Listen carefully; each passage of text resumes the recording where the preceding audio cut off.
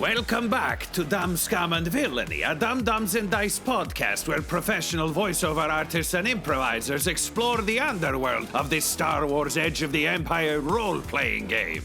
I'm your host, Blotto the Toydarian.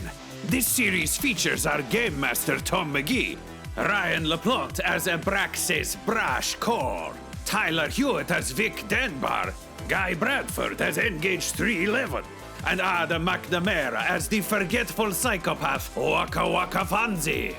The gang attacked an Imperial base and assassinated their target, but now they have to face off with a robotic Rancor. Brash decided that Vic was his Sith apprentice. Vic got frozen to a garbage can, and N-Gage and Wakka Wakka formed an unholy cybertronic monster. There, you're caught up, so get out of my shop or spend money. No credits, only money. So, everyone roughly has an idea of how commerce works. You exchange either money or goods for other goods or for services. Sometimes that takes the form of Republic credits. Sometimes it's, bartering. It can be a trading zone.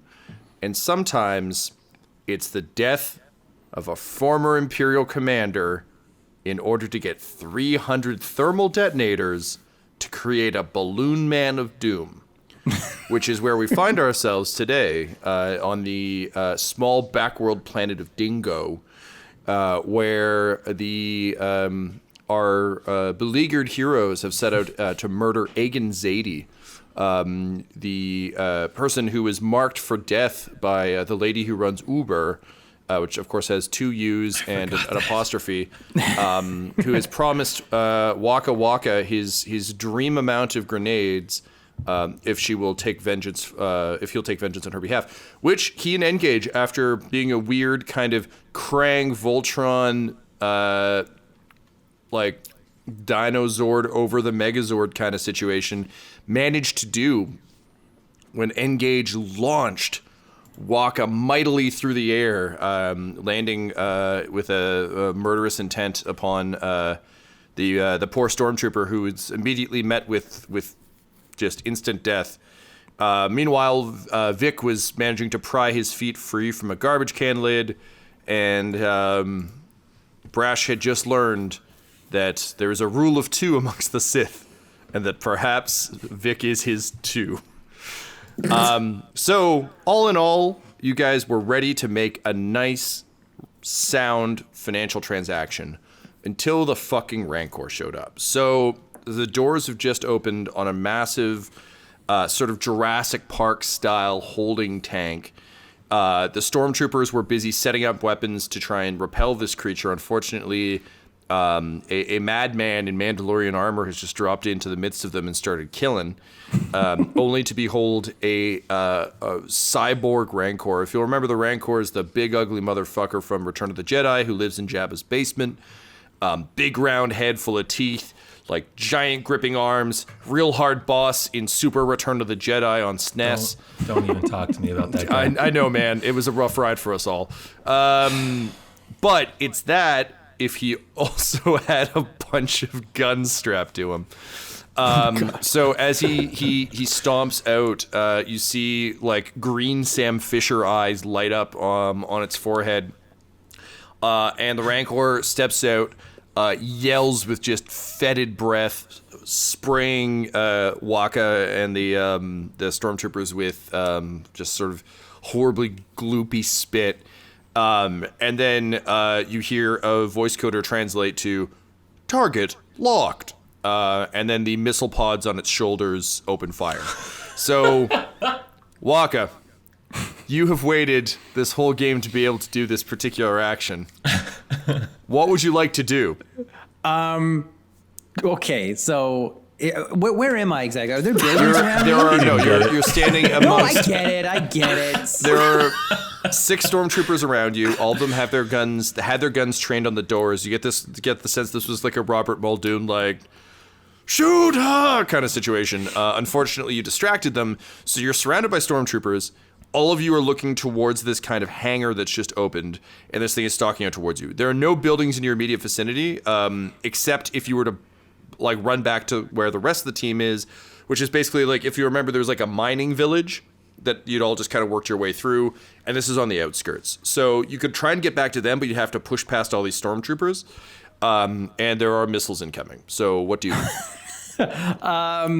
Okay, am I in front of the stormtroopers or behind the stormtroopers? You are dead center. They are in a circle around you. Okay, so I want to try to get behind a guy and basically just kind of grab him, use him as a human shield, and brace the hell out of it. My man. All right, so go ahead and roll me. We'll say this is a brawn and athletics. Okay, my brawn is 2, athletics 1. So that's yellow-green? Yes, that's correct. And then the stormtroopers are surprised, so I'll give you 1 blue. I'm going to say this is 3 purple because even though they're surprised, they are still military-trained folks. Yeah, and we'll say 1 black for blast radius on, rocket pods. But if I brace... You lose the 1 black. You did I get it, guys. I get it. Nice. There you are, Wakka. Wow. Okay, Do so it for the Colonel. Colonel Brace. He just appears in the corner like a little Force ghost. It's like Yeah. he's nodding. But he's played by a much younger actor who played him in the prequels. Just Yeah. completely shitting on the old guy. Yeah, Do it's it for me, Wakka. I don't know who that is. It's just Jim Rash. Colonel Brace. Yeah, in the flashback, Yeah, it's Ed it's Harris, me. but No. Okay, so maybe bracing wasn't as important as I told you it was. I don't think this is a good idea. These are all very good Jim Rashes. I like all these guys. What can I say? It's a contagious impression. All right, Wakka, go ahead and roll those bones. All right, green, yellow, 3 purple, 1 blue. Roll dice. Dean to Deanly Brace. 1 advantage. Okay. All right.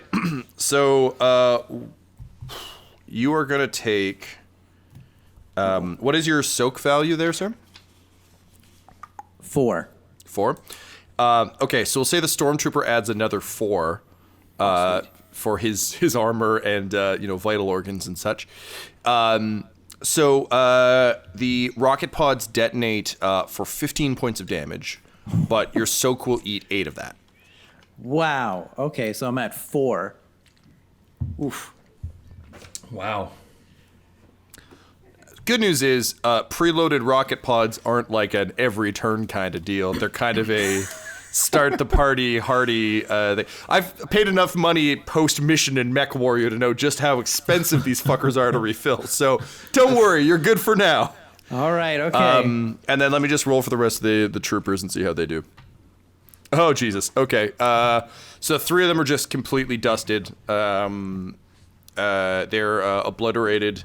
Meaning that now there is just you, and then there are 3 guys behind you. Everyone else is a meaty pile of ash. As the Rancor steps forward, saying, Where is my family? I will kill you." This is Rancor's played by Harrison Ford. Where are they? Yeah, and then you just yell back, "I don't care."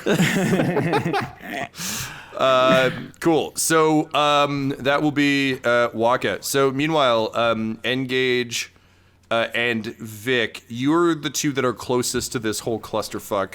If you remember, Brash was like very obviously bringing up the rear.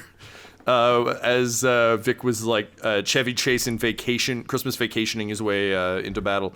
So Vic, you're gonna need to deal with this garbage can situation. Yeah. How do you want to try to do that? I got a Rancor, you got a garbage can. I got a rock. Just Vic is just gonna kind of squirm stupidly and fall over, and just. How is he affixed to it again? Is he tied to it? His feet are frozen to it. Frozen to it. Okay. He's gonna take his boots off. What condition are your socks in? Are they like cool, fresh socks, or are they like socks that Adam would take on a trip? Oh, they're cool, fresh socks. All right. They're yeah. Okay. He had time to steal fresh socks from his terrible cousin's ship. Yeah, luckily Rick has similarly bad taste in like novelty socks. Like you don't get the ones people want. It's just like, huh. No, they just say like Bazinga on them. Yeah, man, I can't believe I got 5 pairs of young Sheldon socks for the price of 1 pair of adult Sheldon socks. What a world. Anyway, okay, so you managed to squirm your way out. Tyler, I'm going to give you, like, I think 2 rounds before the cold starts getting to your tootsies. Oh, man. Okay. So you have 2 rounds before you start taking adverse effects. 1 round before you feel it, another round before you'll admit that it's a problem. Okay, good. All right, so you do that. What do you do next? I run for cover. Cool. Yeah. All right. So you hear the stormtroopers shouting, and they start to open fire on the Rancor. But as they do so, suddenly like yellow lights start spinning on top of the Rancor paddock, and suddenly like a classic air raid siren starts echoing throughout the town. And you just hear a voice saying like, "Alert! Alert! That thing I warned you would happen has happened! Alert!" Cool. So rushing for cover, go ahead and roll me an agility and we'll say coordination. Agility, coordination. This is you literally scurrying out of your boots, attempting to get to running speed, and then dodging into one of these buildings before the rest of the troopers show up. Okay, what are my difficulty dice? We're going to say 3 + 1 black for the alarm. Cool. I lost my pen. Show's over. Go home. All of the dice turned up blank except for one showing a failure and one showing a threat. I think we switched apps. Yeah. Yeah, it's a roulette-based thing. All right, so Vic, you take off sprinting towards the buildings. I'm holding onto my boots, still frozen. Yeah, which is still frozen in the garbage can, garbage can. which is actually what's slowing you down a bit. You just take off sprinting, and for a second, just like time slows. You feel majestic with your long-legged strides, and then you remembered that thing you forgot to do, which was detach the garbage can lid from the back of the Righteous Indignation, and as a result, you do a full-on like boing as the cord goes tight, and it pulls you to the ground hard as gunfire begins to rain down upon you. So Vic, you're going to, what's your soak value there, sir? 2. 2. All right, that's 5 big points of damage as you're blasted. Now this is like you kind of rolling back and forth as blaster fire hits all around you. You manage to detach the garbage can lid, and next round you'll be able to get up and run, happily using it as cover. I forgot to roll our force points, so I'm going to do that. Well, Ryan, you explain what you would like to do. Great. I think Brash is pulling up the rear, and he sees the Rancor, and he sees the stormtroopers, and he sees the alarm, and he just sees everyone getting shot with missiles and stuff, and he's just like, there's got to be something I can do here. There's got to be something to help me. And he'll look down at his arm and see a little like control pad on the survival suit, and he'll just like start pressing buttons. And if we have one destiny point, I would like to use it. We have 4 and 4. I would like to use one to turn himself invisible, which he doesn't know the suit can do, but it can do. Yeah, all right. Yeah. I'll buy that. And then he'd be like, all right. And then he goes to his comic and he's like, everyone, I have a plan and I'll save you. And then he would like to run immediately left, just away from the battle, just to like flank it, but specifically be out of the line of fire because he's invisible and doesn't want to die. You do that. It is very Sick. successful. It's super effective. Okay. Guy, you've seen your precious baby boy flung into the jaws of nightmares. Yeah, he shot right out at me like a little newborn. Yeah. So what are you gonna do? How do you try and save your boy? Oh, well, I'm just proud of his murder spree. So I'm sitting back watching it. If anything, I want to cheer him on just to give him more valuable input so that he has more confidence to build up, some self-esteem so that he can murder more. So I'm just going to give him like some positive reinforcement. And as you're doing that, I'm yelling, "Get guns!" Give a man a gun, he kills for a day. Teach a man to gun, and you can kill for a lifetime. Okay, tell you what, fine. I'm going to use my my mind hacking powers, and I'm going to assume one of the guns that's on, the Rancor. Yeah, sweet. and I'm going to try and turn at least some of those guns towards the Rancor itself. Okay, so go ahead and roll me a computers check, please. That's intellect and computers. Intellect and computers. So my computers +1, and my intellect is 4. So that is 1 yellow and 3 green. 1 yellow, 3 green. Like the sound of that, baby. It's going to be a 4 purple check, but I'm going to turn one of them into a red by using a force point. And then I'll give you 1 blue for the encouragement you're trying to give Wakka. You want him to feel like he did it all by himself, but you also know he could die, so you're going to give him a little bit of help. Oh, I can't do anything for you, pal, but what's this? Maybe one of the guns is turning on the Rancor. This is exactly how my dad taught me to ride a bike. 2 successes, 1 advantage. All right. Nice. So you managed to gain control of. So the Rancor's got like missile pods, kind of over his shoulders, and then he's got like kind of guns under his armpits, and he looks like he's got gauntlets of some sort on his claw hands. I'm gonna say you gain control of kind of one of the side boob guns. You can't turn it on him because the physics just don't work, but you can turn it on those stormtroopers who are standing near Wakka.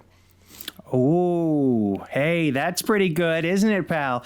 Okay, I want to spray those pesky stormtroopers with Rancor Man's laser medicine.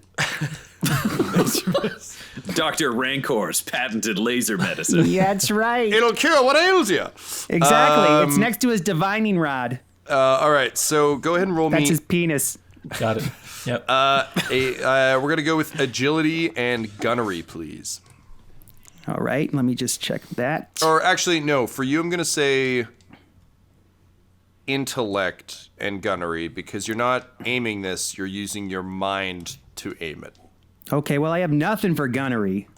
Dope. But I do have 4 intellect. All right, so that's 4 green. You're spraying, which means that it's going to be a harder shot. So this is going to be a 5 purple. But if you're successful, it will be very good. And there's no red or yellow. No red, no yellow, no black, right. no blue. All right, here goes, pal. 3 failures. No. Okay, well, I did all I could. Pull yourself up by your own bootstraps. Wakka, I'm going to need you to go ahead and roll me an agility and... or actually, no, let's take a brawn and resilience as the gun starts shooting wildly. It's one of those, like, in video games where sometimes the y-axis is all fucked up, and you're like, oh, no, it's like flight controls, but I'm trying to aim a gun. And you're like, I'll point up, and they're like, no. And it's like, oh, no, I'll point down. Whoop. So, yeah, they're just unfortunately, every direction is the wrong direction, and as a result, all guns are locked on you. Oh, my goodness. Okay. I'm sorry, you said brawn? Brawn and resilience, please. So, brawn is 2. Resilience is 1. Okay, so that's green and a yellow. We're going to say this is 2 purple. The shots aren't directly aimed at you, so it's actually a bit easier for you to resist. Okay. Can I use a destiny point? Mm-hmm. So I kind of want to use my gauntlet to rev up the righteous indignation. and just kind of like maybe make like a noise distraction so that the Rancor can kind of like maybe get drawn towards it. Okay. And maybe the gunfire can kind of like swing away from me. All right, I like that. So yeah, so you like switch out the song, so suddenly it's not the Cantina song. It's something that it's the national song of the Rancor, which of course is what? It's the Cantina song backwards. Like you're Oh no! You watch all the stormtroopers turn to start shooting at your motorcycle, and everyone hates You it. just hear the Rancor's voice say like, "Let the beat drop. This is my jam. Where's my family?" Okay, so that being said, green, yellow, purple, 2 purples, and Well, now your green will become a yellow, so that's 2 yellows, no green. okay, all right, 2 yellow, 2 purple. Let's see. Come on, baby. Ooh, 1 success, 2 advantages. All right, dope. So yeah, the distraction works, and despite his least best efforts, N-Gage does not hit you. The gunfire goes wide as the Rancor kind of turns towards the righteous indignation. Because you got 2 advantage, the gunfire misses the righteous indignation just by pure luck. It's like World War II fighter craft shooting through the propellers. It just like as it's just like and just magically between shots, somewhere you can hear Shatterstar be like, "Whew." She's watching on telescope and just more worried about the bike than anything. She doesn't know if she can fix it again. All right, Wicked. So top of the round is the Rancor. The Rancor reaches down and picks you up, Wakka, in his mighty, meaty fist. And then he just starts shaking you like a rag doll, yelling, "Where's my family?" And then he begins to stomp off into the into the distance. Which brings us to Vic. There are stormtroopers spilling out of these buildings. There is what looks like a shitty kind of like country style donut and coffee shop. It's just like that coffee shop that you don't really want to go into, but if you need a bathroom or desperately need caffeine and there's no other way, it's your jam. So it's one of those. It's clearly been shut down for a bit since the Imperial garrison kind of took over. But you can see there's just like a single human sort of sadly wiping down the tables. Okay. Sorry, to be clear, this is the closest building to you. Yeah. I think I'm gonna actually turn and Oh, the yell. Rancor barks in fury. I'm gonna turn to the Rancor and yell, "Agrippa the Blue has your family." She's got everyone's family, man. Okay. Go ahead and roll me a cunning. That was cunning. Yeah. I guess we'll go with a Skullduggery? Is it a trick? kind of. It's definitely not negotiation. I guess skullduggery. Okay. What are the difficulty dice? Like 6, homie. This Rancor doesn't know what you're talking about and does not believe you at all. Really. Tom, But I don't that's know just what 6 Destiny purples? would use in this case, but I want to add Destiny because I would like this to happen. Also, I can't imagine anything that would make Brash angrier, and I think that's where the universe functions. Sure. So Tyler, you can upgrade one of your dice to a yellow. Okay. All right, I'm gonna roll. Unless you want to add anything else, sir. No, man, that's it. Okay. 3 failures, 1 threat.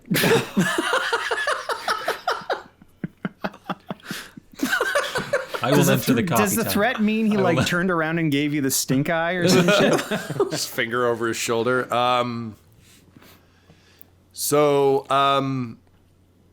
As you're yelling, all the stormtroopers who are like rushing out see you standing there holding a shield not wearing shoes, just yelling at the Rancor, and in classic original trilogy voices, like, there he is, get him! And they all thank you. They all open fire on you. All right, let me just grab my dice here. Hey. And sorry, you had how many? Soak.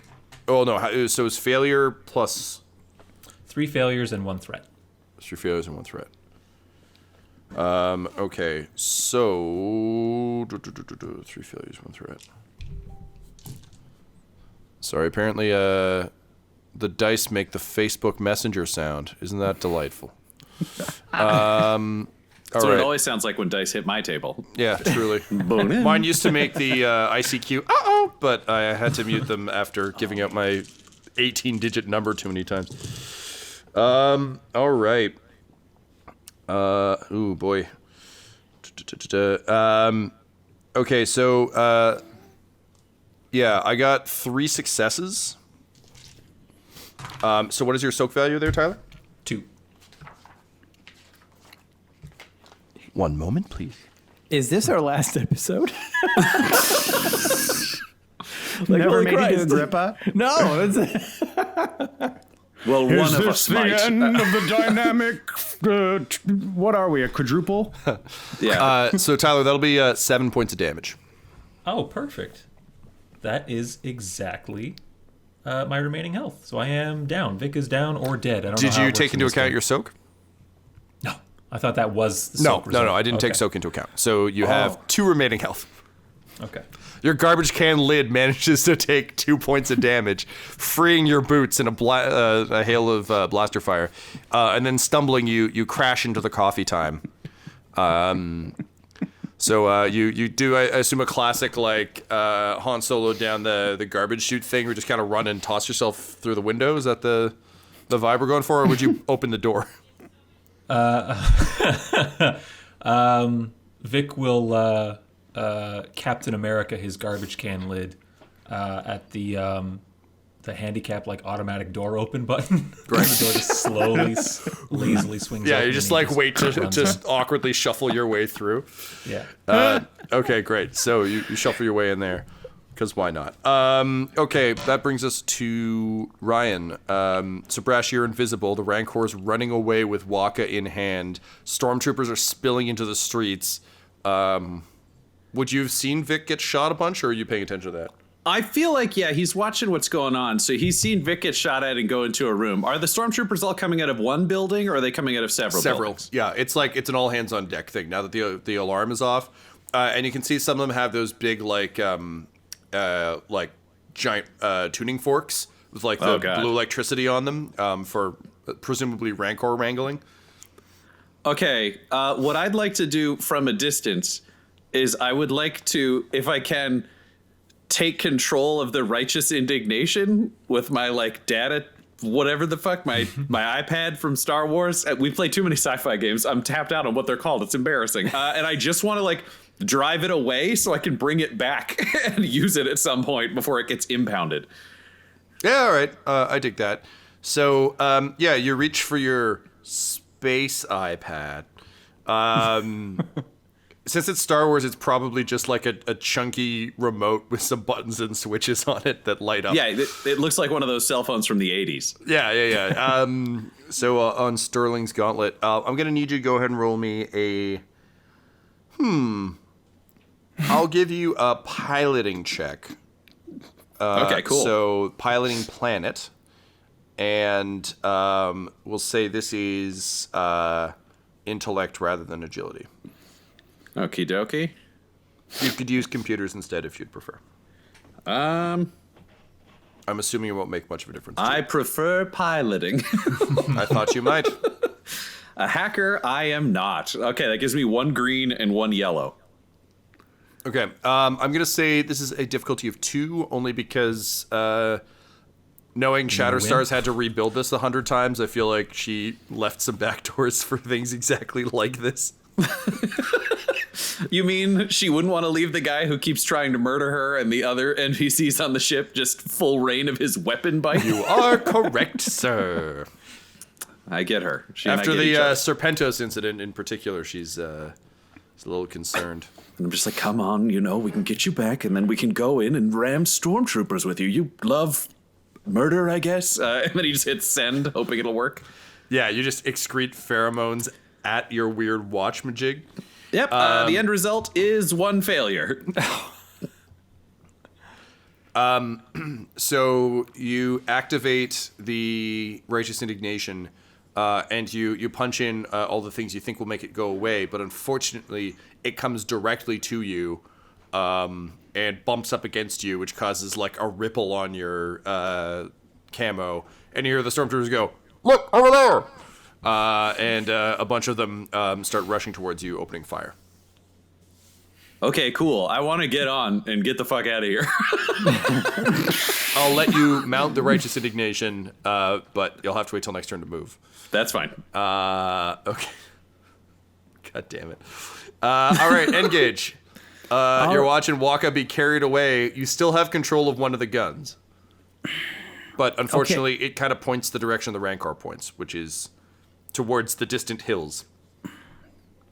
Well, that's not going to help me none. Is Wakka at all mobile? He is like in a fist in midair. Like we're talking like King Kong style. Right. Rancor's just running.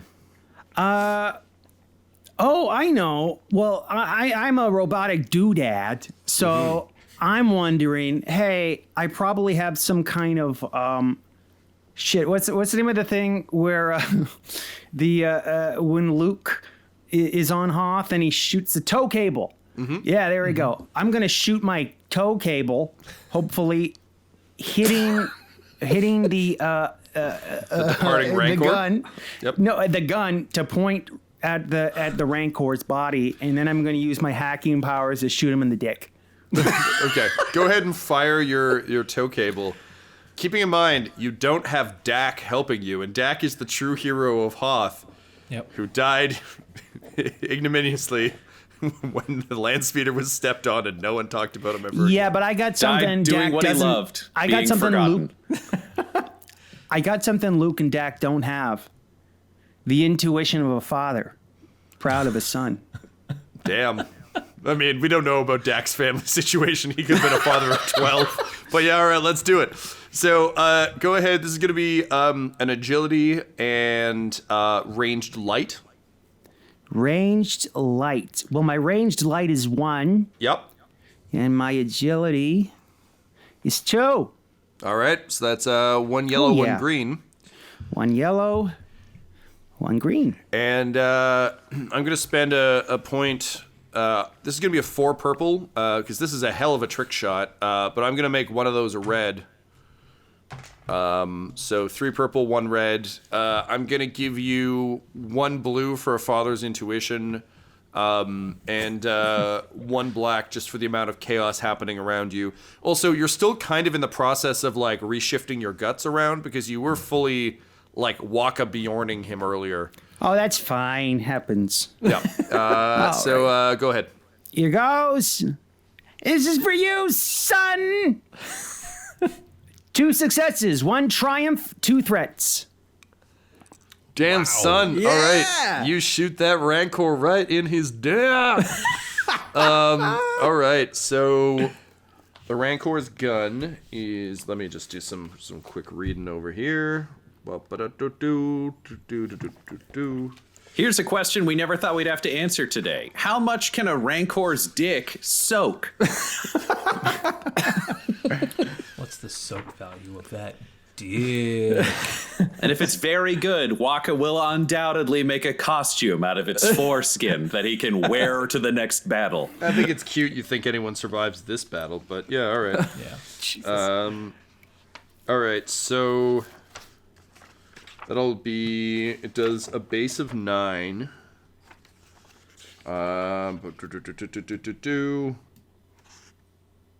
Oh, shit. I've got a soak of 12. So that's a you lot of dick. crank it towards the Rancor's wang and you blast it. And it just yells, "Ha ha ha! I had worse at that one bar I stopped at on shore leave. That's a little Rancor dick humor. I had herpes and gonorrhea. Rancor!" And he Even in he the future, continues they haven't cured herpes or gonorrhea. Well, I guess No, the man. past, technically. Yeah, exactly. But because you rolled a triumph, sir, I don't want you to walk away empty-handed. Walk away. So, with a sudden tug, as though you were fishing in Animal Crossing, you're suddenly hoisted into the air, and you begin to get dragged behind the Rancor as it runs off into the night, yelling about its various STIs and finding his family. Oh, yeah? Well, what about this? N-Gage, maximize! And I turn into a sled, so I go perfectly through the snow. Sure, I wasn't going to penalize you just for being dragged, but it's cool that you also have a sled function. That's dope. I bet there are certain members of the party who really would have liked to know about that function, like last episode. It's really just 2 pairs of skis that pop out of my chest. It's the worst fucking place for that. No, that's okay. We're using Joel Schumacher Batman logic, where it's just like, but what if Batman needed a full set of skates to shoot directly out of the base of his feet? Tap your feet together. We've established that N-Gage has skis. The answer is they can come from anywhere. Yep. So the skis go out and just dramatically you start like skimming along the ice. As Brash, you desperately mount the Righteous Indignation. And it's a classic sci-fi movie, like looking down at all the switches and knobs and not really knowing what to do. But fuck it, you got to survive this. So you just grab the handlebars, and you flick on your escape song. What's your escape song? Danger Zone, Kenny Loggins. Yeah, great. Meanwhile, Vic, you stumble into the coffee time / country style / coffee shop. And you see a bearded human in an orange jumpsuit behind the counter, who's just humming an X-Japan song as he wipes it down. And as you approach him, he just kind of throws his hands up in the air. He's like, "Oh, hey, don't shoot!" And that is the day that Vic Denbar met Tyler Hewitt.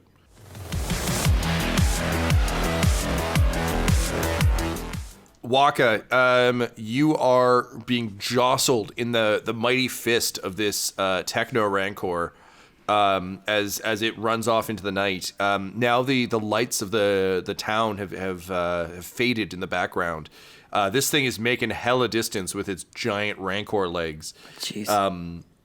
And you're just full on like ragdoll in the hand, and I think like you're doing all the things a Mandalorian would do, but you know your arms are all floppy, so it's like you launch the flamethrower, but it just kind of like flies around, and you can't reach any of your guns, eventually you're just kind of stuck as this thing drags you away, but you can still see bringing up the rear at distance on a tow cable, just skimming across the ground. It's one of Team Dad. Oh, maybe that's the name of the troop. We're Team Dad. Team Dad. Team Sled Dad. The Dad Gang. The Dad Gang. Being dragged along through the snow, looking very intrepid in the way only a robot whose face is like cranked up forward like one of those tugboats from Thomas the Tank Engine, and his body's out behind him can. So he's just, being dragged along.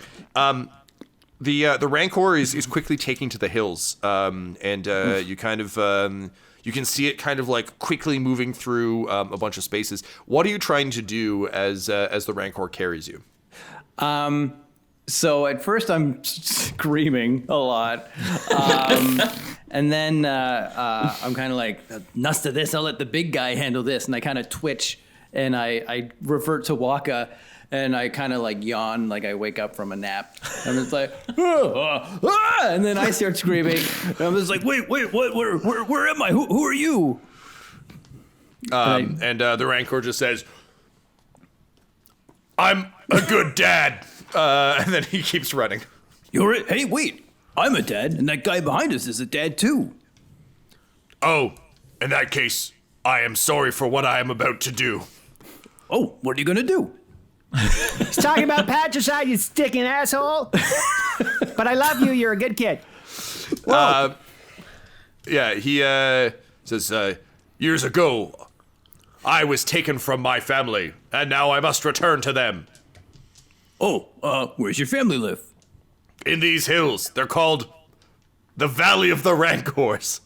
Oh, It's where my family lives, along with several of our neighbors, friends, and a couple of notable enemies, like Greg, who stole my lawnmower that one time. That guy's a real prick.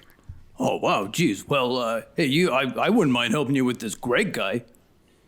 That is good, but I actually have another job for you, a more important job. Oh, A okay. job that could only be achieved by the best of dads. I mean, hey, look, I kind of just woke up here, but I mean, I don't judge people based off of just first impressions. So hey, let's hear it out. What do you want to do? Look, you know what? It's easier if I just show you. Just hang tight there, little fella. What's your name? Oh, my name's Wakka Wakka, but you could call me Fonzie. Excellent. Rancors do not believe in names, but you can call me Robotnik. It's a cool name I made for myself in captivity. That's actually a really cool name, son. And it's unique and never been used before. Never in another franchise. Just like the name of all the ships. Okay, well, enough talking. We gotta go fast now. Normally I hate when things want to go fast, but in this case, that will get me to my beloved golden rings faster. Onward! Hey, N-Gage, can't you use some, like, boosts or something to get up here? This guy's pretty okay. I'm mean- kind of frozen in my sled position right now, pal, Yeah, with the tow cable sticking out of my fanny. N-Gage, you look around for, long rectangular pads with arrows on them or ramps with arrows on them, presumably either of which would give you a speed boost. But sadly, none to be found, I tell you. Dingo truly is a shitty backwater place if it doesn't have a cool, badass cart track for you to do tricks off of. Oh, hey, I'll help. Hey, Robotnik, why don't you just stop and pick him up? No! And he keeps stopping. You're So pretty meanwhile, back in the coffee shop, Vic, you're staring down a man who is clearly working the graveyard shift at this coffee shop.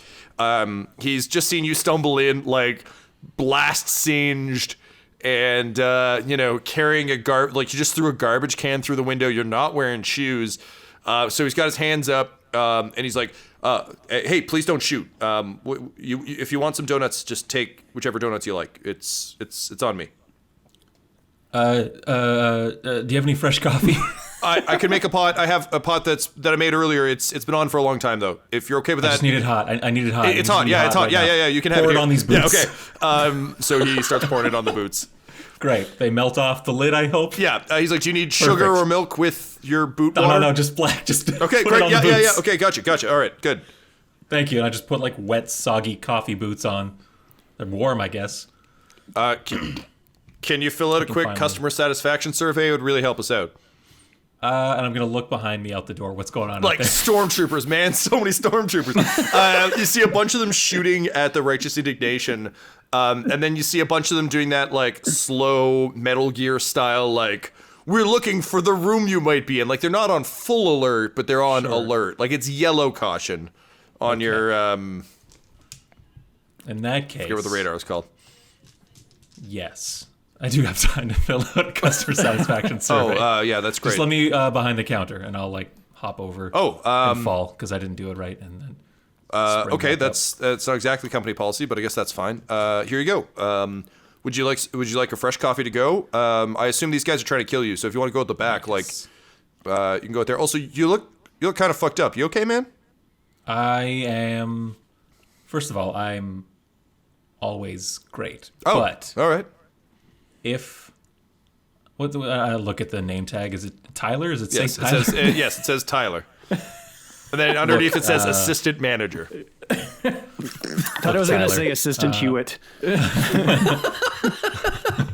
That's the Star Wars term for manager. It's just Yeah, Hewitt. Yep. Look, Tyler, I'm going to confide something in you here, and it doesn't leave the confidentiality of this customer survey. I have been better. This is not a good day for Vic Denbar. Well, it's been a long time since anyone's come in here and ordered coffee. So this is a good day for Tyler, Assistant Hewitt. So I'll tell you what, you'd be doing me a real solid if you took these back to patches off my hands. I know you don't need them because it seems like you really got your shit together and you're very strong. Definitely. But my boss will be real mad if he comes back and there's still all these back to patches in this first aid kit because he hates Who's your those. boss? What's your boss's name? My boss, well, he goes by initials. It's HMV. I've been working for him for 10 years. Yeah, that makes sense on certain social media sites. Yes, yeah, quite. Watch out, Tyler. He's going to give you a pure card. Also, if you would like to buy, we have, triple DVDs of the Ace Ventura movies and the cartoon. I just shove him. He smashes the wall. He's like, oh no, Henry Marcus Vickman is going to be so mad. my boss, Henry Marcus Vickman, HMV. Anyway, here, please, just take the patches and go. You can leave the DVDs. I don't want them either. All right. They're my cross to bear. As I head out the door, I'll say, thank you, Tyler Hewitt. It doesn't get any better than this. It never gets better. So yeah, you go at the back. Tyler, the back to patch is going to heal you up. Oh, that's what those do. Yeah. I was going to ask. Back does the magic Star Wars like Luke hangs out in his tighty whitey's healing goo. Oh. Sensu or bean. in every Star Wars video game, a quick excuse to get health packs. So go ahead and roll me a medicine check, please. So that's medicine and intelligence. Jesus, too many of these games. Intellect. Intellect is 2. Medicine is probably nothing. It sure is. So 2 greens. Is there any difficulty? Yeah, there's one difficulty. This is mostly you having never... you've always had a dibs to apply a Band-Aid to you. You've never had to put one on yourself. I'm going to fail this. It's going to be back to patch, forearm. Oh no! Just throw it. It's like a temporary tattoo. You just peel the wrong sticky side off. So you're like, there we go. Oh, it fell off. Just Oh well, falls I off, guess yeah. I feel better now. You have 2 points. There are 3 force points available to you if you want to use one of those to bump this up. For just healing while I'm relatively safe. I was going to say, Probably Tyler, leave just it. remember every time Wakka's ever used a destiny point for anything. I think there is no Sure. rule. There's no rule too small. Let's throw a destiny point on there. Great. So that's 1 blue. No, that'll upgrade one of your greens to a yellow. Right. The only reason we've used destiny points for blue has been when... I'm sorry, I'm using them just to track for me because we're all on apps right now. But the only reason we've added blue is if you already have the maximum amount of yellow, I can't really be like, you get an extra yellow? So we've just been adding boost dice. So what'd you get there, Great. sir? And your difficulty is... Yeah, 1 purple. Yeah. 1, yeah. So the 1 rolled up with 2 failures on it, which is pretty bad. But I've got great news. I also rolled 2 successes, so nothing happens. All right, so you're still going to heal, but you're not going to good. gain... You're just not going to gain, like, crazy benefits. You just chew them. One moment. Yeah. Put the 2 back to patches together. Little sandwich. Just kind of like. And then you just rub them on the exterior of your wounds. Yeah. On my clothes. Yeah, that's the thing. Yeah, you slap it on over the clothes. So you don't get no healing, but you weren't smart enough to lift your shirt and put it on the wound. What are some of your wounds in detail, by the way? I'm assuming because of how lethal blasters and lasers are, it's all like just like burns or maybe even like debris and shrapnel like hitting me instead of getting like directly hit. Right, so you have like 3rd-degree burns and shrapnel wounds. And, Yeah. Okay. And I fell down and like scraped my knee and stuff. Like, boo-boos. Owies. The wounds are relative to Vic's fragility. So, the Wakka would be missing an arm. Vic skinned his knee and has sunburn on his neck. So, Vic, you're going to recover 4 points of health. Okay. Your clothes recover 15. Ooh. They're still really ripped up, and actually the back to patch is like eating through part of it, so they'll be worse for the wear, but man, they're fucking healthy. They are on the keto diet. They're having a great time. Wow. So that brings us to Brash. So You've Brash just seen is Vic on. disappear into coffee time, but you've got a bunch of stormtroopers rushing up and opening fire. You've got so Danger I'm Zone playing. I've climbed onto the Righteous Indignation and everything's fired up, and I look down and I realize that I might be screwed anyways. And I look at the pocket that's got the Emperor's lightsaber in it, and I'm like, if I do what you say, I'm gonna get cool powers and never die. Yes, as long as there are no follow-up questions to what has happened to my other apprentices. All right, well, then it's time for this guy to save his apprentice like a good master would. And I would like to crank the Righteous Indignation to full speed, duck down, and ram it into the space country style to try to get Vic out of it so we can get away. Okay, so you rev it up. You've got Danger Zone playing. Before you are a massive amount of stormtroopers. Like they're just like it seems like an entire legion. It's not, but it seems like it, particularly to a constantly scared smuggler type fellow. So you rev the engine. You take off, just screaming ahead. And I need 1 sec to look something up for you. Don't hurt I'll it. allow it. Yep. Yeah, I brace. Danger Zone! I brace, but I think about Wakka while I do it, so it works like his bracing. It's like double brace. Remember what I told you. You need to brace. So as you tear off towards the country style, I did not find the answer to what I needed on the internet. So get ready for some fucking Calvin ball. You feel your concern for your apprentice, and it's less that you care about the actual life of Vic, and more that you don't want to fuck up being a Sith Lord this early in the game. Like you're better than that. You're Abraxes, goddammit. And as you focus your attention and you feel kind of the power flow through you that you felt previously, suddenly you can feel electricity begin to crackle throughout the bike. And as you fly forward with your kind of hands white knuckle on the handlebars, your fingers slowly extend. And lightning begins to erupt out of them, striking the screaming stormtroopers. So I'm going to have you make a roll here, Ryan. Okay.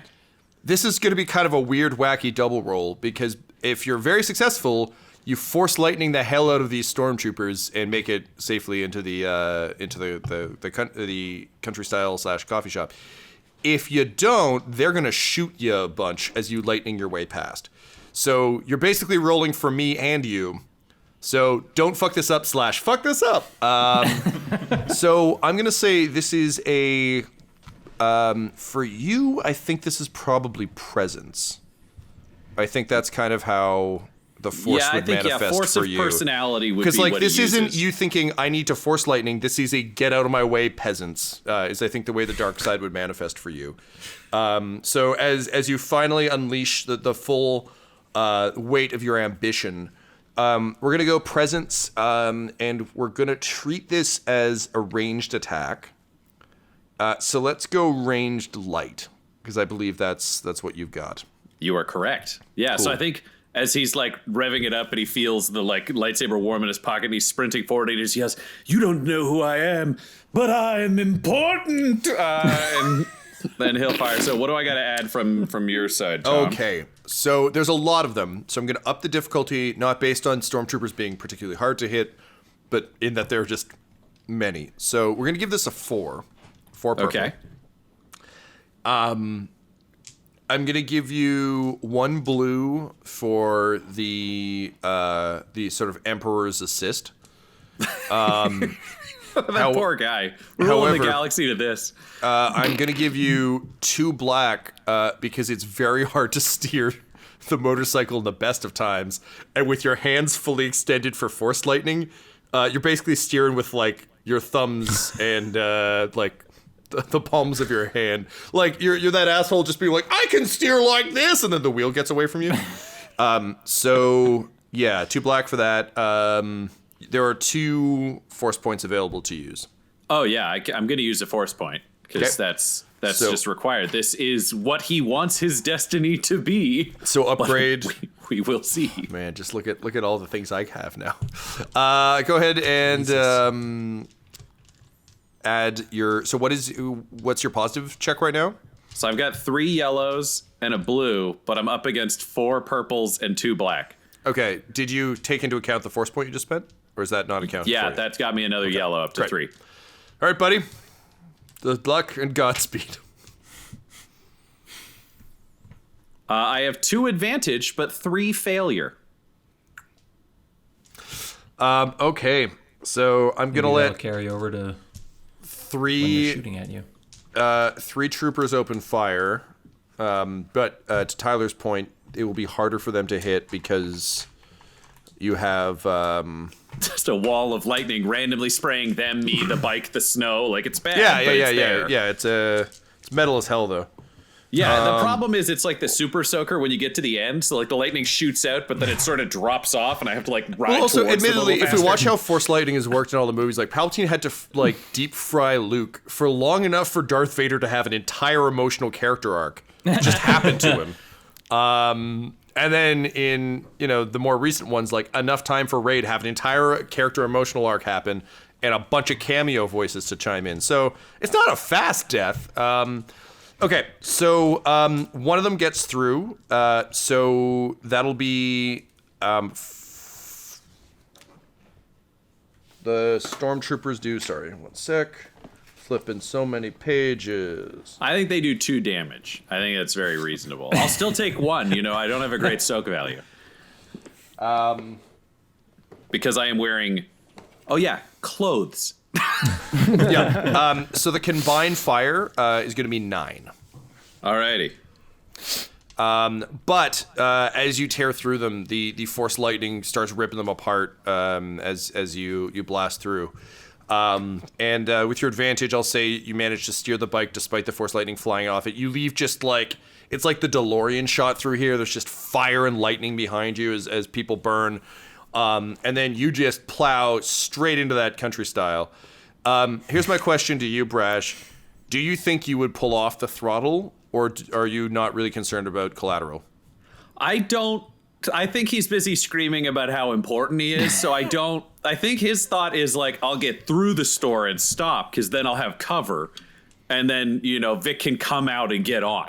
Okay, so you crash through the window of the store, and you see a man just go, huh, and then just get fucking blasted apart by the bike as it tears through. It burns up, the force lightning burns up a very positive customer service survey that talked a lot about how handsome the man was. And then the bike crashes through the back wall into the donut storage room where Vic is currently sticking back to patches to his clothes and doing that thing people often do.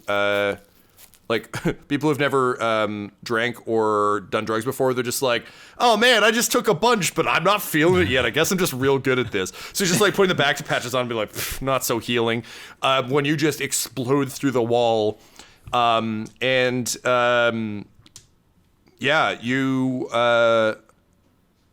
Vic, you see Brash sort of with lightning crackling around him, grinning broadly. He's astride the righteous indignation, which seems to just be like pockmarked with blaster fire. The A is still clearly visible on the front though, so like we good.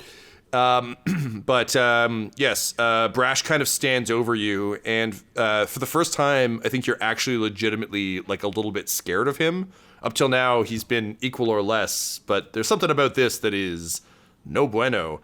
Brash, what do you say? If you want to get out of here and you get on this bike with me, you're my apprentice and you got to shut up about it. And then I reach up because I've been shot so many times. The survival suit isn't great. And I just rip the arms off and put them in the saddlebags so I look hot. Oh, okay. It's Brash. I thought it was just a haunted bike because you were invisible. No. I stopped being invisible earlier. I'm just wearing black. Okay. It blends in, okay. but... Okay.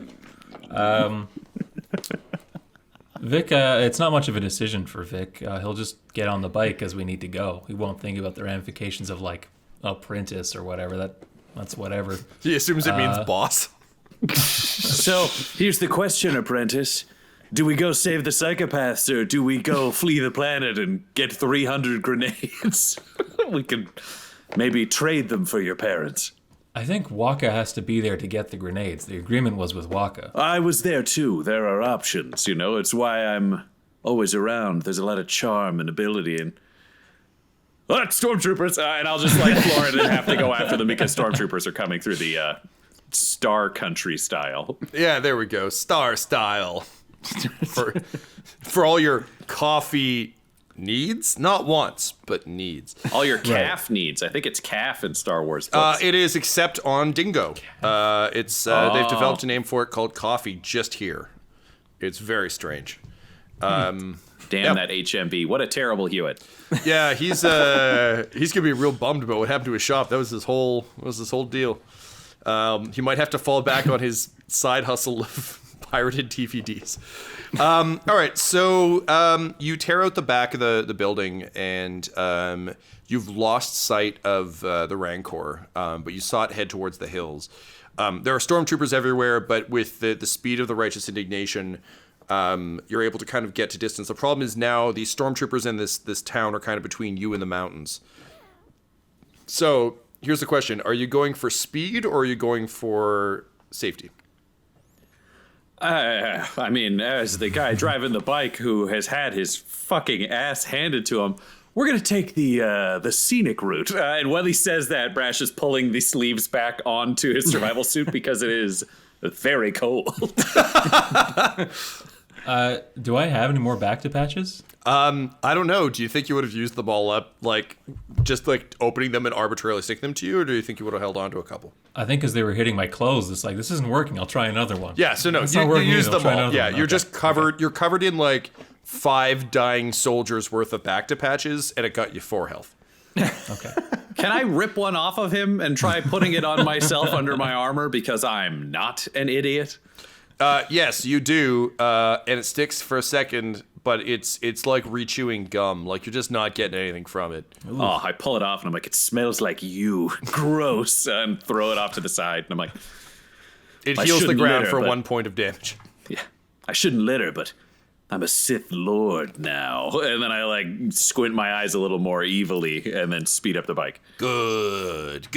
Throw bottles in the garbage and throw black plastic in the recycling. It is your destiny. Vic, do you have any bottles? Meanwhile, Wakka, you are carried into a kind of massive enclosed valley amongst the hills, where there are kind of snow-laden trees, and as you can kind of hear a crackle of fire. What song do you think you've been humming to yourself, just to kind of keep yourself occupied during this long trek? What was the Rancor's name? Robotnik. Mm-hmm.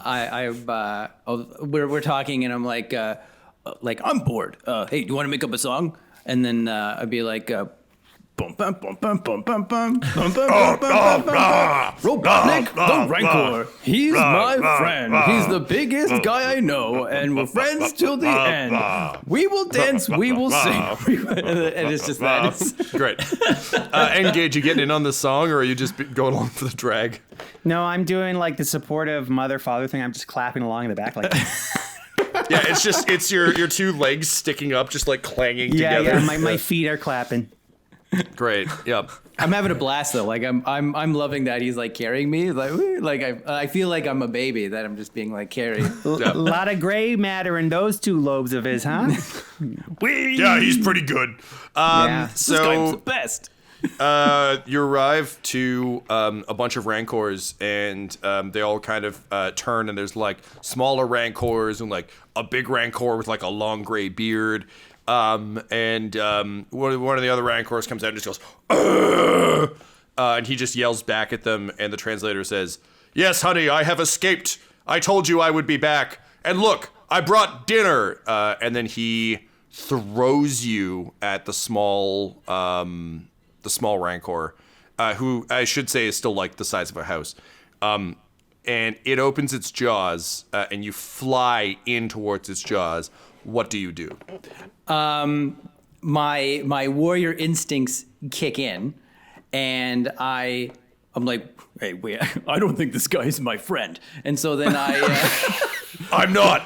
I'm a good dad. So then I kind of wait. I have my weapons, right? I have all my weapons. Yeah. Okay, so then I kind of like I pull out my fork gun and I curl up into a ball and I try to aim myself into the mouth. I mean, you're going for the mouth. That's the way he tossed you. So you're trying to impale this Rancor. I want to go in the mouth yeah. and then like blast my way out of the mouth. Yeah, all right. So not unlike Sonic the Hedgehog when he jumps into a little ball to like spring on top of any kind of obstacle, right? Mm-hmm. Yeah, kind of like, Men in Black, where like Tommy Lee Jones like, "Eat me!" And then that's my Tommy Lee Jones, everybody. Like Sonic the Hedgehog or Tommy Lee Jones. Yeah. Either or, yeah. Sonic Lee Jones. I gotta go fast. I don't care. I don't care. You're too slow. Do this. I knew I should have gone with Tails. I gotta free all those flicky birds. Why is that bird called Flicky? You know the difference between you and me? I make Flicky Bird look good. Anyway, we should just do a Tommy Lee Jones show. Okay, so N-Gage, you're behind the Rancor. So you just see the arm go, what? You're too far away to help, but you are able to transform back into yourself. What do you do? Like my baby boy. And then I'm going to propel my lightsaber that's in me, and I'm going to go right for the eye of the Rancor. So we're talking Robotnik, right? The guy who threw him? No, oh yeah. You're really far away from the other guy, yeah. So you basically have to go through Robotnik. That's the Rancor. That's the one I'm going to do. So I'm going to shoot it at the eye of the Rancor. All right. So, Guy, go ahead and roll me a ranged, so we'll say agility and ranged light. All right. So my ranged light is 1. Oh, yeah, my ranged light agility is 1. And what else do you need? And your agility. Oh, my agility is 2. Oh, sorry. You could also use cool because you're trying to like keep calm and murder on. Yeah, cool 0. Well, I'll stick to the other ones. Dope. All right. So that is, and I'm sorry, you had 1 in ranged light and 2 agility. 2 agility. So that's 1 yellow, 1 green. This is a trick shot you're attempting, so I'm going to say 4 purple. I'm going to turn one of them into a red using a destiny point. Does my father's intuition still kick in? Because after that fusion... Yeah, I think so. So I'll give you 1 blue. I'll also give you another blue for... I described the Rancor as having, like, Sam Fisher goggles. So it's like a bright green light. So it's actually, like, guiding the way... Yeah. Right on. All the 1 green, 1 yellow, 3 purple, 1 red, and 2 blue. That is correct, sir. Oh, boy. It's a wash. Oh, man. I don't think we've had a successful roll in like 3 episodes. So the lightsaber flies past his head, and to your horror, Robotnik grabs it, and he turns around, and he's like, "Okay, I guess I'm a Jedi now. Go fuck yourself." And then he rushes you with the lightsaber. Wait, but can I talk to him? You can talk as he does this, yes. No, I think you're failing to understand. I will trade you this lovely lollipop for our freedom. The only hitch is you gotta take a bite. He swings the lightsaber at you. Oh, God! All right, so You're talking to him rather than dodging, so I'm going to say this isn't a particularly hard thing. But it is hard for him to wield such a small weapon. So I will add an additional one for that. I'm going to spend a point of destiny to crank it up a bit. Brace! Brace! I'm going to give you 1 boost, so a negative for him, in that you're made of metal. So this is a slightly harder target than he's used to. So that's 3 purple, 2 yellow, and a black. Interesting. Okay. So 1 failure, 1 success. Oh, damn. All right. He is real bad with this lightsaber. He ends up with 1 threat. So N-Gage, you have an action you can take. What do you do? So in this place where we're located, are there any like trees around, like any forest? Like think it's basically like a small valley, bunch of trees. There's kind of a clearing with a massive bonfire that a bunch of the Rancors seem to be hanging out by. There's a couple fucking in the trees over there. There's like other like Rancors about. You hear a lawnmower, like a massive lawnmower that looks like it was once a troop transport being like pushed somewhere nearby. But is it still very snowy and cold, Tom? Yes, or is this... very much. Yeah. And everything is in that like classic dark movie winter evening, so it's like purple and blue and really moody. Yeah, this is being shot day for night. Yeah. Right. Well, okay. So a lot of foliage. Tons of foliage for days. So what I'm going to do is then I'm going to let my foliage camo shine, and I'm going to jump in the woods, baby, and hide. Oh, man, the Octocam finally hit. So yes, unfurling the wallet of many a human, you suddenly become camouflage and stumble into the trees. So the Rancor swipes down at you, but where before, it's the Millhouse thing where it's just like, am I here? Perhaps I'm here. So he swipes down at the ground, but you activate your camo and like shoulder roll into the trees. And then you can see him kind of like bring a hand up to his head and start cranking the lenses as he's clearly looking for infrared. The problem with being an enslaved Rancor weapon, though, is you don't necessarily know how your own shit works, because normally someone else does it for you. Right. So Robotnik is tied up. Wakka, you fly through the air. I think I'm going to need a brawn and athletics, because this is you, like, it's less like you attacking and more just, if you were in the Olympics, try to make like a perfect like luge version of yourself, like a murder luge. But if you were murder skeleton, because you're face first. Right. I miss the Olympics. Anyway, so in you go.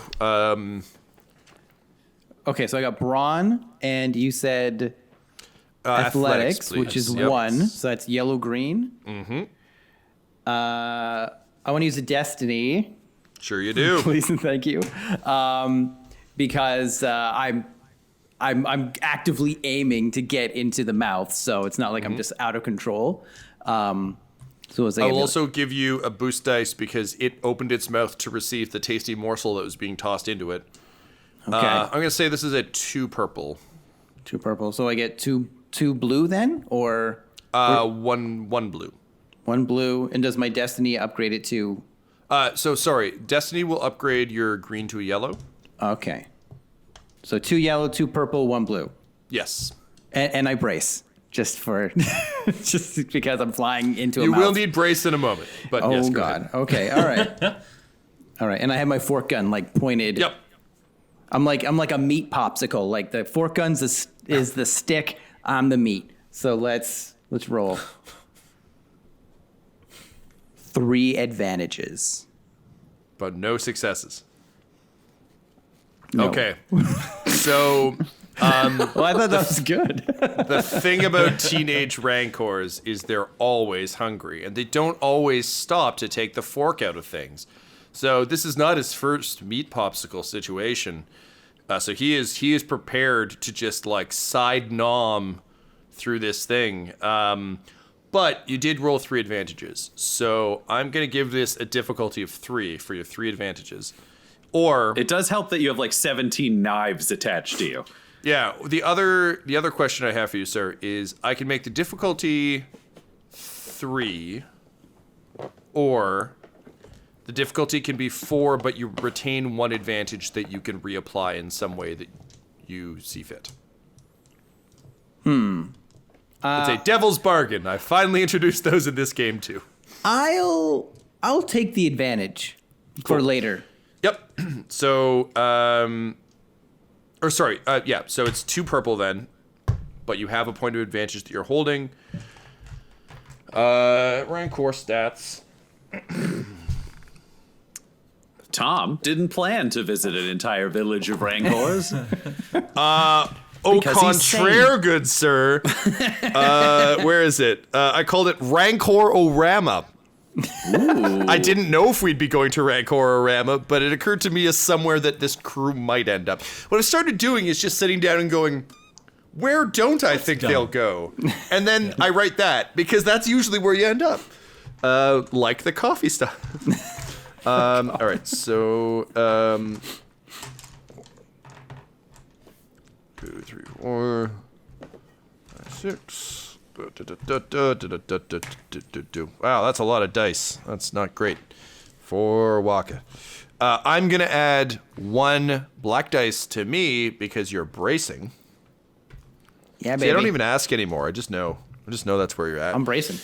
Okay, so you have 1 point of advantage as you fly into the Rancor's jaws. I'm going to go ahead and roll these and see what happens, and then you can tell me what your advantage is and how you want to use it. Keep in mind, I might just say no if it's like, I don't take damage because I'm magic now. I eat him. Oh, my one weakness. Someone's saying the opposite thing from me. Oh, boy. That is, Jesus. 1 success and 3 advantage. So the teeth come down. What do you do?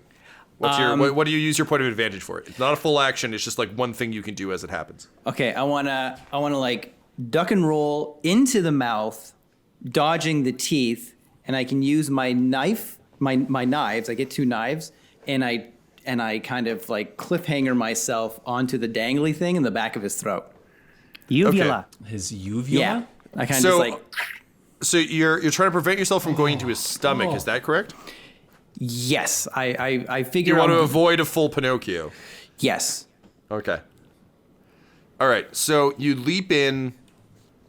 You stab into the uvula. It's like I hate it. then you feel. This is hurting Tyler. So the good news is you feel your momentum stop, and you breathe a sigh of relief. But then you realize that the reason you've stopped is the Rancor bit down, and when you look down, you realize your legs are gone. Holy shit.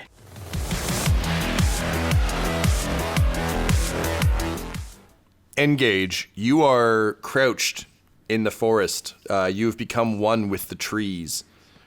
Your camouflage is actively hiding you. And you remember back when you were running the Wakka initiative, people used to give you shit all the time about how much time and effort you put into camouflage skills. They're like, when are you possibly going to need snow-covered tree at night camo? But you painstakingly sat down in Star Wars Photoshop, which I assume is those weird, like, blue, grainy line graphics. But damn it, even in those, you figured out every possible camouflage you could need. Ooh, it's Hollow Shop. That's what it is. Hollow it's Hollow Shop. in Oh, Star that's Wars. very good. Yeah, damn. You should get the whole Hollow Shop suite. Anyway, you are crouched there, and you see Wakka heroically grab his fork gun, and you're fully expecting to see a Rancor explode. Instead, you see a pair of legs drop out of its mouth as it clamps its jaw shut. All right, so now I'm like, what? No. I only just fused with the fella a little while ago. The bond it can't be broken now. And so basically I snap into badass mode, and I take out my eyes, and I basically shove them on a giant tree, the biggest, heaviest tree I can find. Mm-hmm. The king tree. Yeah, and then I open them up and basically put my voice box on that same tree, and then I'm like, "Hey, asshole, I'm right over here. Give it everything you got." to the big Rancor. So it's a full-on like Kylo Ren in Force Awakens temper tantrum. He just comes in with this like embarrassingly small lightsaber in his massive hand, and he just starts hacking that tree, and he's like, "You stay away from my family. Get off my plane." And so basically I come up from my Siri just turned on when you said that. Oh god, why did that happen? Why did you program Siri to only respond to Harrison Ford quotes? Snakes, why did it have to be snakes? The weather is 7 degrees. Well, he's slashing at that tree. It's almost going to be chopped through, so I used all of my weight and my rocket punch to punch it from behind so that hopefully that tree can crush the Rancor. Oh, damn. All right. Let me look up the rocket Pretty fist smart, rules. The very smart. rocket fist lumberjack rules, Tom. Those are pretty common in Age of the Empire. The rocket punch Dexter rules, I believe, is what they're known as. Yes. But it's a close rocket punch because I'm right behind it, so it'd be basically the 1-inch punch, like. Yep. Yeah. Just full Bruce Lee. Like Cyclops, or not Cyclops, Sentinel rocket punch from Marvel vs. Capcom 2 with that extendo arm. Yeah, Cyclops rocket punch is just him losing an arm. Yeah. Oh God. He looks Love at his me, arm. Gene. It's gone. Okay, so Guy, correct me if I'm wrong, but do you have garbage brawn and brawl? What did you say? Are What's those your and skill set brawl. when it comes to brawl and melee, sir? Oh, let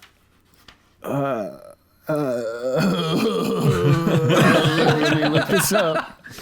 He's powering up. Check the right side of the character sheet. That's what the rockets sound like when he fires them. They're just like, they all kick on.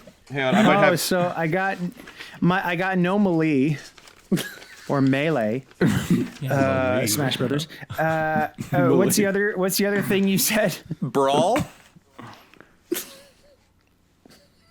So Where Did he no. use piloting Oh, a tree? yeah, and I got no brawl either. it's all right. I found your sheet. So you've got 2 brawn, and you have. I like that you wrote species 3PO. Does this count as like demonstrably cunning? not. You know what? I'll give you mechanics since you are literally launching part of your anatomy at this tree. Yeah, you are the fulcrum. I am the last one. I am the pivot point. Okay, so my mechanics +3, my brawn is 2. Okay, so that is 2 yellow, 1 green. You're punching a stationary object that's being hacked apart by a lightsaber, so I'm going to say this is a 1 purple. I'm going to give you 2 black for not having eyes right now. You can see the hell out of a Rancor attacking this tree, but you can't really see the tree. So as you like feeling, be like trunk. But to be fair, I can hear it. You can hear it. You can't taste it because you're a robot. But you can hear it. You can hear the tree. Also worth noting, you're pushing from the bottom.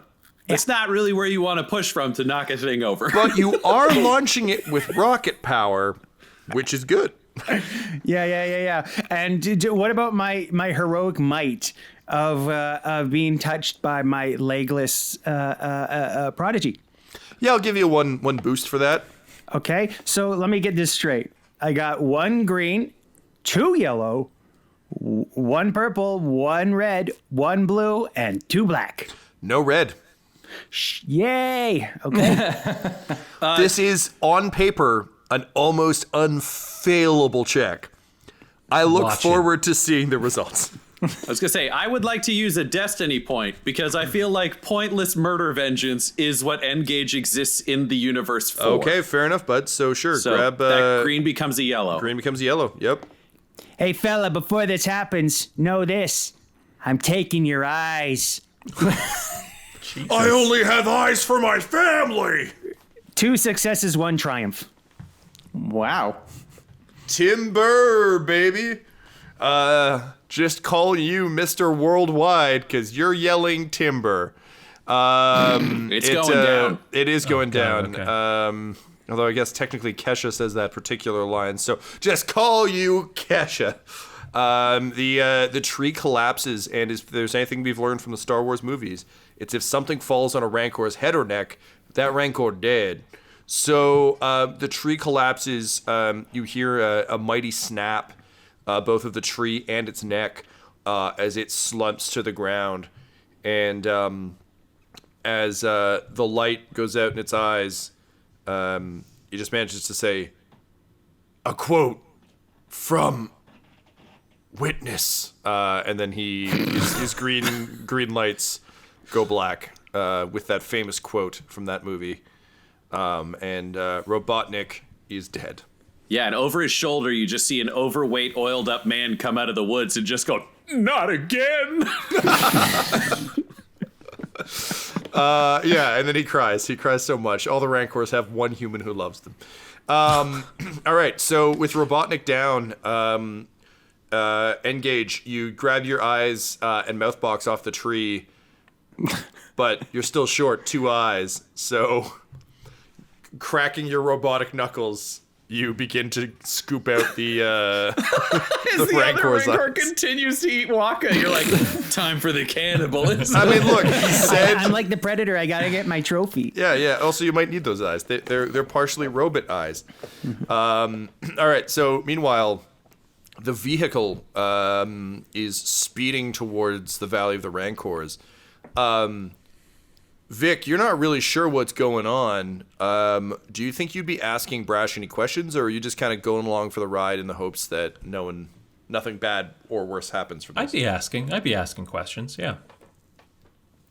I'd be have my arms like wrapped around his waist behind him while we drive, and I'd just be like, "So what's going on with you and needing an apprentice?" I'm a Sith Lord now. And I look back over and wink at him, and I'm like, I can't die. Well, that's convenient. When'd you figure that out? Like this morning, it's been like 2 hours. Oh, you've been a Sith Lord for just like a teeny little bit. Yeah, I think it's sort of like being a prince or a baron or a CEO, you know? People just make you it and then game on. Oh man, I know a ton of princes and barons and CEOs. Like it's like my whole social circle. I should teach you how to do it then. You should be my apprentice. That's not how this is going to play out. You got on the bike. You made a promise. And then my top knot's whistling in the wind, and I'm like, you made an apprentice promise. Yeah, I kind of just wanted to leave a donut shop that was surrounded by stormtroopers. Do you want to get left right here? Because that's what I would do with a naughty apprentice. I'd park the bike and then make you stand in the cold. So it seems like every time you give me a choice, there's only one real choice to make. Yes. Are you doing that on purpose? Like a Sith. Oh, all right, I guess we'll just keep going along then till my choices get better. I'll keep questioning this, and every time you'll be like, "Do you want to get jettisoned into space or stay alive?" I'll have to, weigh the pros and cons. But so for now, yeah, I'll stay on the bike, I guess. Just like to imagine you've got like a flip chart that every time you're like, live, die. Yeah. Oh, shit. Good, I'm glad we both agree with this arrangement. And then I just, in my head, I'm just like, I can't believe I didn't try this earlier. That is what I felt when I killed my master. Why didn't I do this earlier? And then I just, lean forward on the bike and think really hard. And I'm like, what do you mean about killing the master? Apprentices, then they become a master and you send them away, and then they open their own jewelry shop. I know that from Faline. Yeah, okay, so about that, first of all, you should know that apprentices are expendable. Second, always two there are. It's called the rule of two. We have cool names for a lot of things, but not that. But wait, if he was expendable, then why did I drive into the Star Style? I could have... I'm very injured. Yes, but you see, he already has defining characteristics that set him aside from others, you know. Thus, he must be worthwhile or some such. Did you not see his skills riding the Sith disc? Wait, I'd wanted to be a Sith Lord, but we're the Lords of garbage can lids attached to a No, motorcycle? no. Your Sith apprentice rode it, so it is a Sith disc. Just So as this is your dope-ass Sith cycle. You get to name things Sith now. No, none of it. Absolutely not. Since Even his responses are not out loud. yeah, since he took control of the blade, no one else has heard Palpatine's voice. So Abraxes is just like open mouth, drooling, looking at his blade. While this inner dialogue is like volleying back and forth. It's that scene from Fleabag where Andrew Scott's like, "Who are you talking to?" and Ryan's just looking dead ahead at the camera. Yeah. So, like, when do I get the not debt? You told me that was going to pay off once I got the yes, apprentice. well, you got to work at that. So you get the apprentice. First, you get the apprentice. Then you get the Empire. Then you get the undeath. But I don't... Can I have the undeath first? It feels like it would make the other things easier if I wasn't going to die. No, but you have to work at it and corrupt some people. And I mean, look, I'm going to level with you here, bud. I think I died. I think that's why I'm in this lightsaber, which was not part of my great design. But I'm still alive, so, like, still for realsies. Wait, are you telling me I'm going to have to be in a can and then teach Vic how to be some sort of Well, weird no, lightning guy? only if your apprentice betrays you at an emotional moment because you're trying to kill his son. But he's definitely going to do that. I was just really mean to him. Also, he's stupid. Yeah, But okay. he's like, but he's lucky, and that's almost worse than being smart. Is what I've Oh, learned. buddy, you have picked some dangerous qualities for an apprentice. Me, I picked a guy with a spiky head who was good at fighting but bad at talking. Then I picked a film legend who was good at talking and bad at fighting. Then I picked a guy who was real spooky when played by better actors but real bad when played by the one cast to be him. Okay, so that's sort of like how I had Nyx, and then Yes. I guess Shatterstar kind of existed and was capable, Nyx and was now, the horniest of the heads. now I've got Vic. Wait, ask Vic how he feels about the high ground. This will answer all. Vic, how do you feel about the high ground? What is that, some kind of like gentleman's club? Good. He does not understand that no one can defeat someone who has the high ground. This is all... Vic, I'm having a weird day, but the important thing is you're a great apprentice, you're doing a great job. Let's go save our friends and then get your family back. Why am I here? Hang on, pass me to Vic for a second. I want to talk to him. I am not doing that. We had a come deal, on. which was you stay hidden. Okay. That's not a thing we're doing. All right. You'll tell him to kill me, because he's lucky. Maybe. Good. And then he just keeps saying similar things as you drive into the valley. The Supreme Leader is turning slowly into Watto when he's really gregarious. I mean, we are... Maybe strike me down. Become more powerful than you can possibly imagine. Anyway, so you pull up to the edge of some woods where you can hear shouting. You hear the classic thwip of a lightsaber, and you can hear the roar of multiple Rancors. You're just kind of at the edge of the tree line. You can see you're kind of up a ridge on the high ground, no less, and you can see kind of a fire through the trees and shapes moving around. Big shapes, and the trees are shaking in like a classic T-Rex through the jungle Jurassic Park thing. So, Vic, we gotta be quiet, but here's sort of the thing. I have 2 very small pistols, and I am surprisingly close to death. You have coffee on your boots. There are several Rancors, and our murder friends are in there, assuming they're alive. I'm sort of leaning towards sit here and see how this plays out, but I mean, what are you thinking? Well, the bike was loud, and we parked it here, so this is the last known location of the loud sound. I think we need to move. Honestly, on you're making foot. some shockingly good points. Okay, let's do that. And then I guess we'll just go hide in a different part of the woods. Sure. So you creep into the woods, and as you're kind of making your way through the trees, neither of you are good at like outdoorsy stuff. No. So you're kind of like making your way through the trees, and then you see a massive tree fall over, and you hear a massive crack.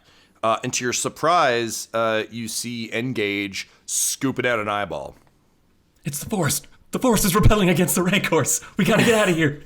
I run out of the trees. I can't be near the trees. I was going to say, I turn myself invisible, and under my suit, I turn my skin white. So even in the holes, I'm a little hidden in the snow, and I'm going to follow Vic. Yeah, you turn yourself invisible, and then the Rancors see two arms. No, I put them back on, but poorly. You did put them back on, but poorly, but they're no longer attached to the stealth suit. So they are on your arms to keep you warm, and yes, you're white in the gaps, but they're just black because there's nothing powering them anymore. So just two, like, I'll let it happen. CGI arms come running out of the woods with a screaming man. And all of the Rancors stop and look. And one of them turns, and you just see like a dangling leg fall and hit the snow. Yeah, you pause, surrounded by an entire village of Rancors. What do you do?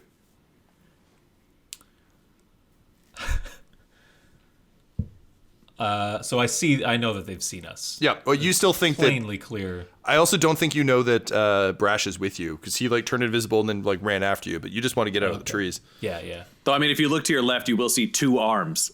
Ghost arms. I will, if they're all looking at me, I'll just like raise my arms and say, greetings. It is I. I'm trying to remember the other name I made up for myself. I think it is I, Xander Dreadlark. I was going to say Renegade would also be an option. I remember Renegade, but I think I started making up other personas. It's been a while. I am the leader of... My name is Xander Dreadlark, and I speak for the trees. And I'll just point to the one that's fallen over on this Rancor. Is like, this one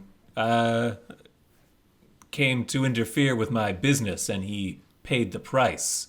Please let me and my associates... I just gesture over to these floating arms. They go, oh, Jesus.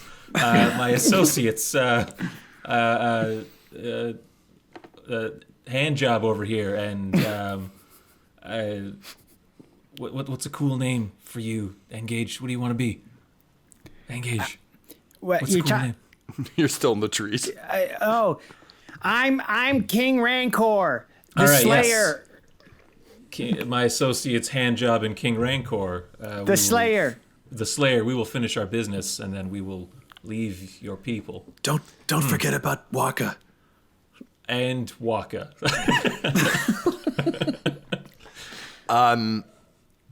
The Rancors look at you for a moment, and then the scariest, most like scarred up Rancor of them all turns and just roars like a mighty, ferocious roar. N-Gage, given that you're built of a protocol droid originally, some of your old kind of unused circuitry kicks in, and you hear it translate. There is no king of Rancors. We care not for patriarchal societies. I am empress of the Rancors, and now you die. Wait, but that other asshole was talking about how he was a good dad and shit. Yes, I choose good dads to serve under me, Empress Rancor. Well, Empress, I'm the best gosh darn dad there is of all dads. And you know what? I just became a really good dad to the thing you just ate. So please. My son is eating that thing.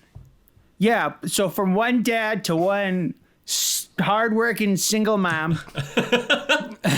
Hey, give me a break. Come on, pal. So you're voice coding this as Rancor roars. So Yeah. all they hear from the trees is like more roars. Yeah. We're surrounded. But truly, no one is more surrounded than Wakka Wakka Fonzie. Wakka, your legs just got chomped off. You've got two blades in the uvula. You're inside this Rancor's mouth. The fork gun is pushed against your chest. What do you do?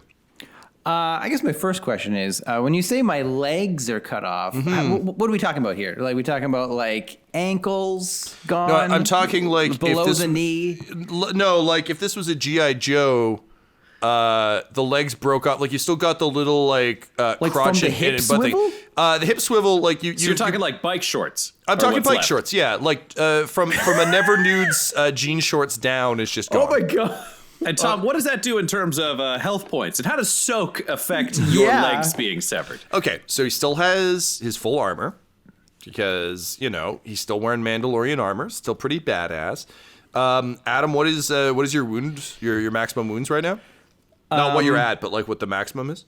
My threshold is 12. 12. Okay, so we're gonna drop 4 off of that. No, 3. We'll be nice. 3. So. So my max is now 9. Yes, that is correct.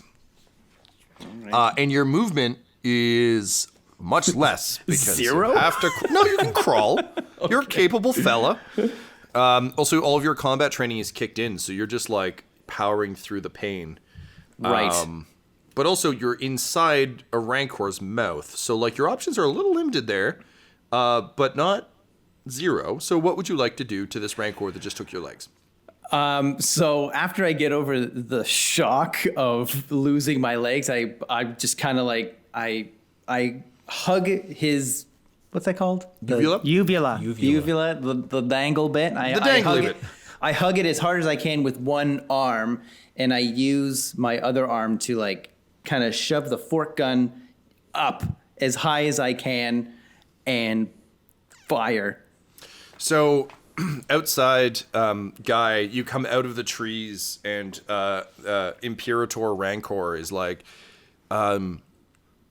wait, the story you've told me of how the lengths you have gone to save your son remind me of the lengths I have gone through to protect my brood. I once had to sell my favorite dad into robo-slavery so that I could protect my family. And granted, he came back, but, you killed him. But also, you seem like you truly care about your Wakka Wakka Fonzie. I think he and my little Billy are gonna get along just fine. And then the top of Billy's head explodes. And Wakka just crawls out and starts trying to drive him like a mech suit, but it's a dying body, so it just kind of slumps and falls over. And Wakka, you look up at the crowd surrounding you, and what do you say?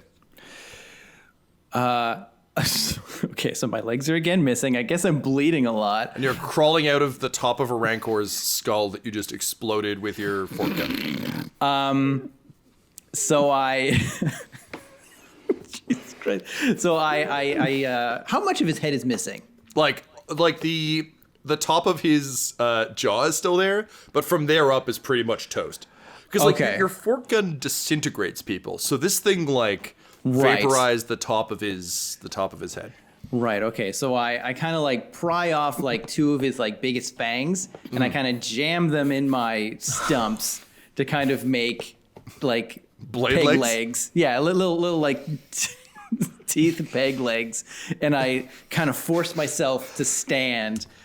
And I like my fork gun, even though it can't do that. And I'm like, I may die this day, but I'll have your blood pave my pathway to hell. And I start firing wildly with my fork gun at all the Rancors.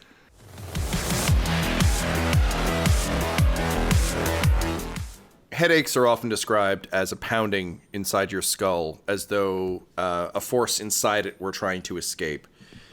And for Billy the Teenage Rancor, most of those headaches had to do with injustice and how, his mom, the Empress, wouldn't let him, hang out and go to Rancor Station to pick up some power converters with his buds. And, sure, he liked different music than she did, but she just didn't understand. But the worst headache that Billy the Rancor ever had was Wakka Wakka Fonzie, who was reborn, emerging from Billy's shattered skull, like a horrible newborn with tiny spiky legs, coming to wreak horrible vengeance upon the Valley of the Rancors. Adam, in terms of your hit points, your maximum has been dropped a bit. What was your HP when your legs got bit off? 4. So we're gonna drop that down to 2. Well, one for each leg. One for each leg. Sense. Yeah, okay. yeah. I get you. So you come out. I think similar to there's a great sort of like weird undercurrent in the Expanse books and show about how space travel would just destroy the human body. So everyone just gets injected with drugs every time they go to like travel anywhere. I think your suit does the same thing. It just like injects you with adrenaline so you can't quite feel the lack of legs. So with your bloodied tooth legs, you stumble out of the Rancor's skull and begin opening fire. Is your goal to kill all the Rancors, or are you just shooting blind?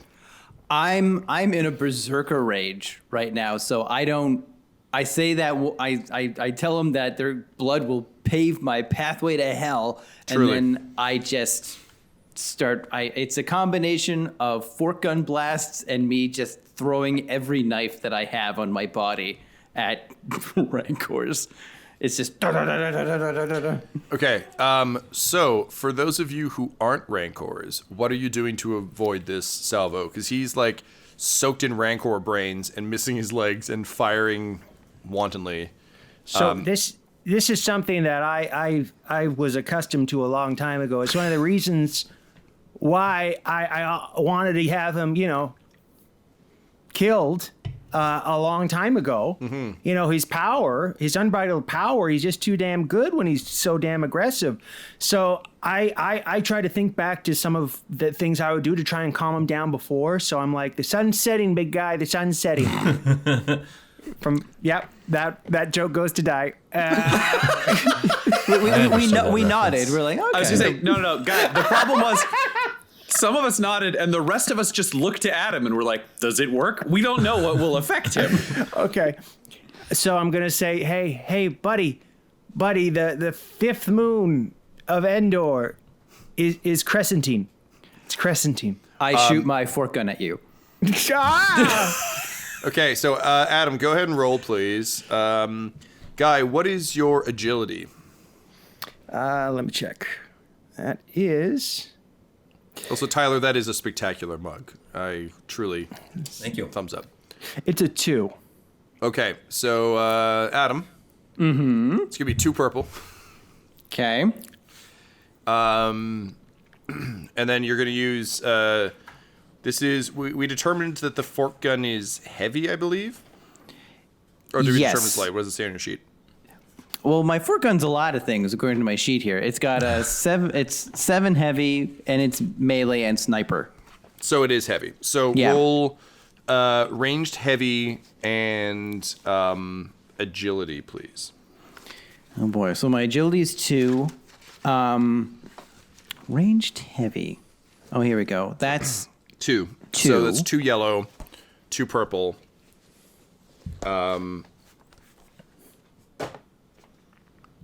It is harder for him to brace, though, to fire it, because he only has, like... He can no longer brace. He lost his ability to brace. Yeah.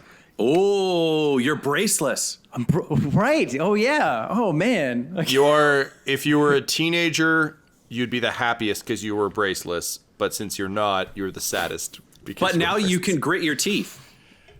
Yeah, enjoy tooth pain like the rest of us. Oh, okay. Jeez. You're a pleb just like us now. You gotta brush your legs with Sensodyne every night. All right. And so two yellow, 2 purple. Yes, that's correct. Right, and I'm going to give you 1 black because you're blind firing.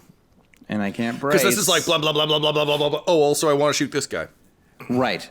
Okay. All right. Here we go. 2 successes, 1 threat. All right. So what's the damage on the fork gun? I think it's... Well, it says heavy 7? Yep. Is so that that's the 7. damage? Yeah. And then you had 2 successes for a total of 9. Guy, what's your soak? 2. So you'll take 7 points of damage as your son fork guns you to the chest. So 7 points of damage. Yeah, where's my HP? It's listed as wounds as a threshold. Oh, I have 12 wound threshold. So I'm like, what? I'm 3? 5, because I think 7. You have soak of 2. Soak of 2. So you take 7 off. You're at 5. Yep. Okay. So a chunk of your chest plate is vaporized by the blast. But luckily, part of the reason you wear extra chest plates is because this is not your first time being shot by a disintegrating fork gun, and you don't intend for it to be your last. So you're hit by the blast, you're knocked back to the ground, and you can't help but feel a little betrayed that your crescent moon going down, big guy, didn't work. And you realize that it always worked on Wakka, but now you might be dealing with Serpentos, and you don't know how to control him. Tom, Yes, Ryan? I have a question. Knowing that Wakka is amongst the Rancors and that we entered the scene from the woods, compared to Serpentos, does Brash have the high ground? Yes. Because the Emperor told him he could not be defeated if he had the high ground. He did tell you that. So Brash would like to take one step back, so he's slightly higher than Vic, and then he would like to say, "It is time to reveal my destiny," and he would like to ignite the Emperor's lightsaber, and then using all of his belief in himself, he wants to throw it, and his goal is to chop off Wakka's arms. That he doesn't have a rifle anymore. Bum, bum, bum, bum, bum, bum, bum. I like how in all the other Star Wars movies, like, learning to use the Force was like heroic things, like, no, I can guide these torpedoes if I just believe in myself, or like, no, if I just reach out far enough, I can, contact my friends and they'll save me. And yours is like, if I just believe strong enough, I can cut off my friend's arms.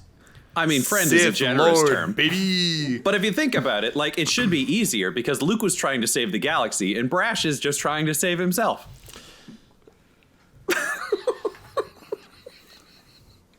Yes. All right, dude. I don't even know what you would roll for that. Adam, what was your agility? My agility is 2, but did that lower? 'Cause Yeah, I think it's probably 0 for the purposes of dodging right now. I'm just kind of like that. Yeah. All right. 0. All right. Well, I think we established, Brash, that we're using presence for you for force powers. Yep. So go ahead and roll presence, and I guess Do you want to just do ranged light because it's a ranged attack? sure. Great. I'm gonna give you 1 purple. Not that Adam can dodge, but just you've never thrown a lightsaber before. That's very reasonable. Do we have a destiny point, Tom? You have 2.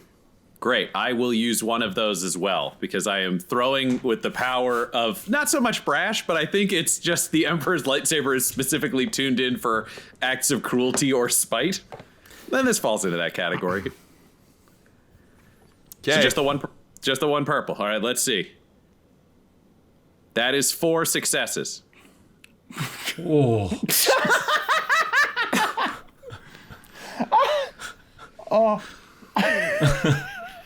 Ryan, I He'll have need more teeth. I have an important question for you.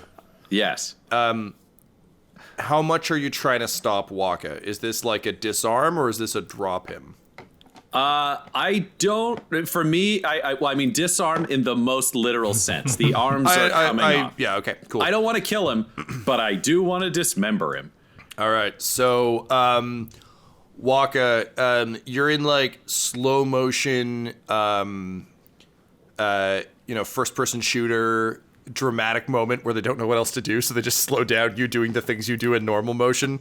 Yeah, so just like blam, and like you shoot one of the Rancors in the head and it explodes. You shoot another one in the gut. You blast out the back. You turn. The Empress of Rancors is like charging at you.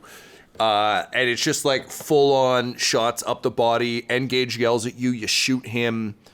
And then suddenly there's a flash of red. And for a second, you remember what it was like to see that flash as the lightsaber entered your temple.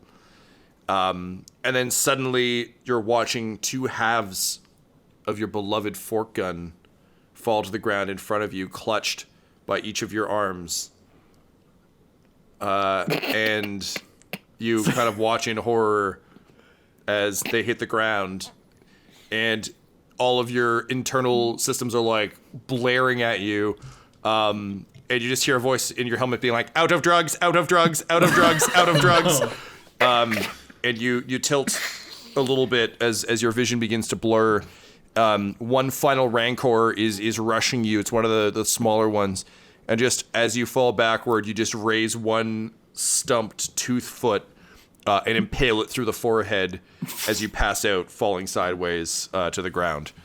So I'm at 0 because if Tis but a flesh wound, my friend. But yes, you are unconscious. we're going off the logic that each limb is 1. I suppose so. Yes. All right, so that's a 0 then. Yeah. So you pass out, literally and figuratively disarmed. Vic, you just saw Brash hack off Wakka's arms. This weird, you being his boss named an apprentice thing seems kind of confusing, but this is also very concerning. Yeah.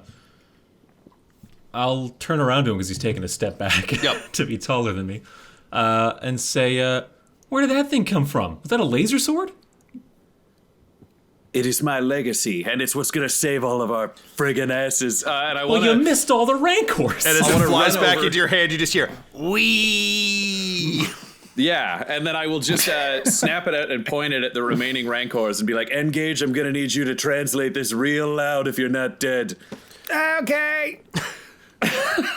And I want to be Vic, grab Wakka, and I want to speak and put I want to use pheromones to just seem as deadly as possible, just like all the weird snakes I've ever smelt, all that Sure. shit.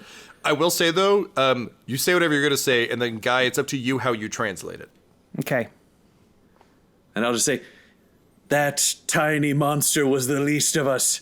We could slay any of you, and instead we will leave you to pick up your dead. But come forwards, and you will fall. And then I pull back my hood and I say, for I am Lord Handjob. I hate that I have to be consistent. Darth hand job. I am Darth Handjob. It still doesn't feel better. Don't say this part, but all of you will leave us alone and we won't kill anymore. And then I shove Vic over and I'm like, pick up Wakka, we gotta get to the bike. Okay, so he said that little ghoulie of yours, he was done exploded, and I'm gonna pop all of you turkeys like you're nothing but zits, you weenies. Let us go. Fuel cells go. Fuck you.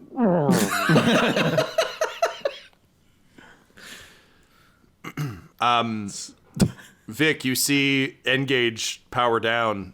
You've got Wakka that you're dragging out of the way there. Do you go and grab N-Gage as well? I'm not strong enough to carry the both of them. I'll go over to N-Gage and kick him to see if his chest skis spring out of him. I'll tell you what. You roll me I'll say computers. Yeah, you know what? Renegade knows computers. Let's roll a computer check to see if you can transform him. I'll switch to my renegade persona then. I need a vest. So what do Say you that want like with you've that? got to switch sheets. Yeah. Intellect then, so that's 2 greens. Yeah. Because I got nothing in computers. What's the difficulty? Guy, how difficult do you think N-Gage is to engage these skis?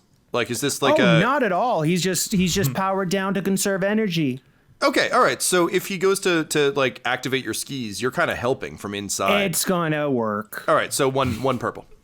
All right. 1 success. Guy was right. It works. Yeah.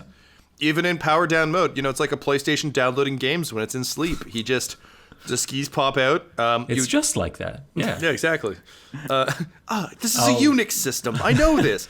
I'll kick him over so his skis are on the ground now, and I'll lay Wakka on top of him. Cool. And I'll start to spool up his tow cable and just start bringing them both. This is the weirdest episode of A Christmas Story I've ever seen. Yeah. Cool. So with that, the Rancors, what's left of them, kind of like give you guys wide berth. As you strap the tow cable onto the back of the Righteous Indignation, Darth Handjob, you gun the engine, your apprentice gets on the back, and together you head back towards the ship. Meanwhile, Wakka, you're having a bit of like Frodo wearing the ring shit happen to you, where everything's kind of in like weird, spooky, like too many images mode. And it feels like part of the time you're like vaguely conscious, drifting in and out of consciousness in your helmet, but then other times it seems like you're floating in a greenish liquid, and you think you can see people kind of coming and going outside, and then suddenly one of them stops. And he's a Rhodian, like Greedo, so like green face, like weird little like suction mouth. He comes over and he's wearing a lab coat, and he looks in and then starts like wildly gesturing to people. And then you're in your helmet, and again, like you can almost hear like static in your ears, and it's exhausting. And then suddenly you're back in this tube, and you think you hear someone say, "Sir, I think he's downloading." And then suddenly you wake back up in your helmet. You cough up some blood and pass out. N-Gage. You know Wakka's pretty fucked up. But, and this is something you would never admit to a fleshy sack of meat. You've kind of wanted to make some improvements for a while, but it seemed improper to just hack off limbs all willy-nilly. You learned from your early days of evil robot medical school that that's just not something humans tolerate. But now... So I want you to start pondering what you would like to make upgrades on and what those look like. So you pull back up to the ship. You skirt the town. At this point, there's a huge firefight going on. The stormtroopers are like rushing after the Rancor, only to find more Rancors, and just a whole slaughter going. You really fucked this place up right good. Dingo will never be the same. It will never eat another baby again. You board the ship, and Shatterstar's like, "Oh, thank God, the bike is okay." And then she sees everything behind it, and she's like, "Oh God," and she just starts throwing up. What do you do? All right, we need to get Wakka into the medical bay and summon Sweep Sweep. It's time for someone to donate some limbs. We need to get him functional again.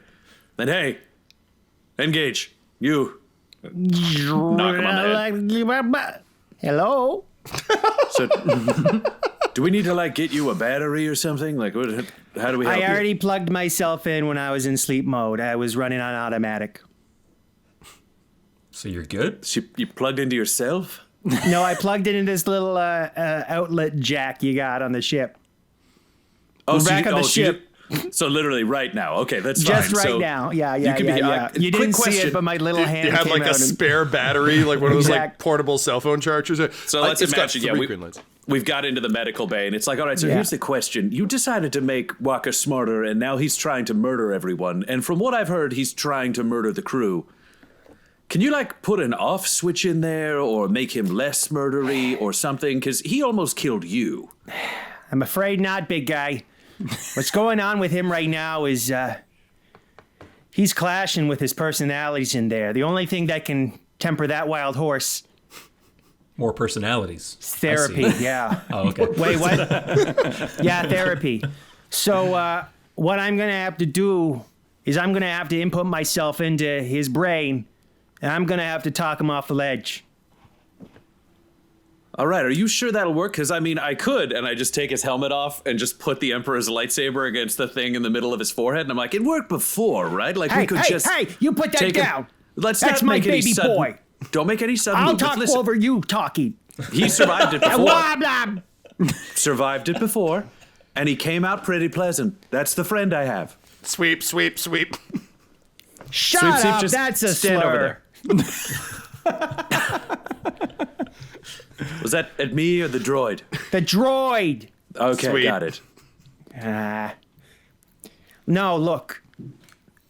I've had a change of heart with this fella.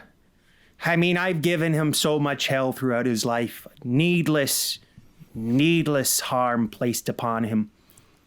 And once I fused with him, I figured, you know what? I think I really care for this big old lug. I need to make a difference. I need to be the big brother he never had, i.e., a dad. Okay, but you being a dad so far has just meant you've helped him murder everyone, and then he shot you, so maybe you're not a great dad. Vic, I think I have the first job for you as an apprentice. I need you to be Wakka's dad, but like a stepdad that's better than the first dad. What? We've already done this dad thing. I'm everyone's dad and everyone's my dad, apparently. This is already like a weird... I think we're agreement. going to reverse that. Wakka's no one's dad. Wakka is a troubled child. You're Wait, going to wait. be his stepdad. Hold on. So, okay, hold on. Rewind. So I'm Danny Tanner, Vic's Joey, and you're Yeah, Uncle yeah. Jesse? No, I'm Jesse. You're not Jesse. No, I'm Jesse. What makes you Jesse? I mean, look at me. I'm the most handsome, charismatic one. I've just I realized look exactly like... you don't have a Sith name yet. Justinos. Do you, Vic? I don't have a think what? it's time Darth Joey is born. You calling yourself Darth Joey now? No, I'm Darth Handjob. I don't like it, but you get what the universe gives you. Speak to the Listen, You Force or called whatever. yourself Darth Handjob. Listen, Look, I you will two- give you one do-over on the Darth name, but yes, I agree. He should be Darth name from Full House. Okay, you will be Darth Joey. That one's decided. Either accept the name or I kill you. All right, I guess I have to accept it for now. Perfect. I'm gonna think on mine. Then Wakka, stay asleep. N-Gage, you can go into his brain to save him. However, I can see your evil machinations on how to make him stronger, and I'm not sure you're gonna be effective in there. So I think you can fix his brain however you want, but I think we should give him sweeps, arms and legs to try to soften him up a little bit. He'll have good sweeping strength, but not necessarily good murder strength. So N-Gage, I just want to point one thing out for you. This is a sound argument. Robot arms and legs would make him closer to a robot, which is something you can fully support. But they are flimsy-ass robot arms and legs. Exactly. That said, Nyx and Shatterstar, actually Shatterstar more than Nyx, seems to have like mechanics arms, and she's pretty well built. So like, there might be some flesh arms and legs that you could use as well. What? Okay. I'm just giving you your options as a robot. Yeah. I will also say, Ryan, well, the powers of the Force might be able to give you insight into organics. Robots are a weird gray space, like the Yuuzhan Vong. So, like, Oh yeah, I don't know what he's thinking. I mean, I'm not an actual Jedi. I'm just a guy who knows how to throw stuff sometimes and yells a lot. So while you think about that, Wakka, you're still drifting in and out of consciousness. You're not seeing the tube anymore, though. You're just kind of what do you think is the nicest place, or not even the nicest, but like where's the place that Serpentos would like the most in the world? Like, what's the place that he remembers most fondly? Castle Grayskull, something like that. Some other trademarks fucking thing. He's in a combination of Castle Grayskull, Cat's Lair, And the Terradrome. the Technodrome, excuse me. the tree from Gummy Bears, the tree he's also from at Disney Rescue World. Rangers. He's all the princess's castle. I think right now they're just kind of in like like in Stranger Things, that kind of black. Yeah, the Upside Down. Yeah. Eleven's version of the Upside Down, where it's just like spooky Russians and good lighting on water. Yeah. So they're there, Okay. and there's kind of like two Wakkas, kind of just The looking Wakka at- and a Serpentos. Yeah, so there's Wakka and Serpentos, and they look the same. Yeah. But they're both in this room, except one is like playing with the water, and the other one is kind of just standing there brooding. Okay. Are they talking to each other? Not yet. Okay. One is Wakka is kind of like splashing in the water, and Serpentos is brooding. Brooding. Yeah. Very cool. It's like in Final Fantasy VIII where you could just select, I would like to be alone, and then Squall would just sit there and do nothing. Okay, cool. So, let's see if N-Gage actually decides to enter your brain to give you therapy with Vic, and if not, then we'll talk about what happens. So just hang tight. N-Gage, what have you decided to do? Well, I'm going to go into his brain. But while I've been charging up, while I've been powering up, I managed to steal some copper wire around the place, and I've just rigged some really tiny arms really quickly. Just to, stuff to build on. It's like small. It's like pieces of Lego. I'll be able to build on it exponentially. Okay, afterwards. so we're talking like Forky from Toy Story 4, where it's just like shitty little For now, they're mobile. Tiny arms? They're mobile, but they will be worthwhile. But it will be a good project for the two of us to work on. Okay. Vic, Darth Joey, are you going to go into his brain as well as the stepdad of Wakka Wakka Fonzie? I mean, not willingly. I just want to fucking drink. Darth Joey, where did this fucking happen? What is happening? Well, you see, I got the tall, wiry frame, so I'm obviously a tanner, a Danny Tanner. That's it. Everything else was just random chance. That is admittedly a very fucking Bob Saget way of doing this, which is just like, no, I'm just declaring it. Thus it is so. Yeah, and if you guys don't shape up, I'm going to make you clean your rooms. I don't want to clean my room, so I'll do this. We found Vic's one weakness. Binary choices. Yeah, and I'm just happy that the arms are shitty and made from parts of sweep and wires, and this is all just going according to plan. Why wasn't Brash a Sith Lord earlier? He doesn't know. This really seems to work out for him. All right, so Vic and N-Gage. Vic, what aside from the threats, what is the benefit that Vic can see to himself of going in? Is it being like the cool stepdad who's cooler than the original dad? Or is it just literally he's afraid of death? I think to helping, definitely afraid of death is a big one. But I think helping Wakka seems just like a generally good thing. Wakka's being helpful and helped him out. So, all right. So, Brash goes to boot up the ship. The two of you enter Wakka's mind palace. So the two of you materialize. Vic, what in Matrix rules? What do you look like in here? I look like me because I'm already perfect. Yeah, but what outfit? Are you wearing the zoot suit? What's the idea? I'm wearing an outfit that you guys have never seen before, which is just me in my Denbar best.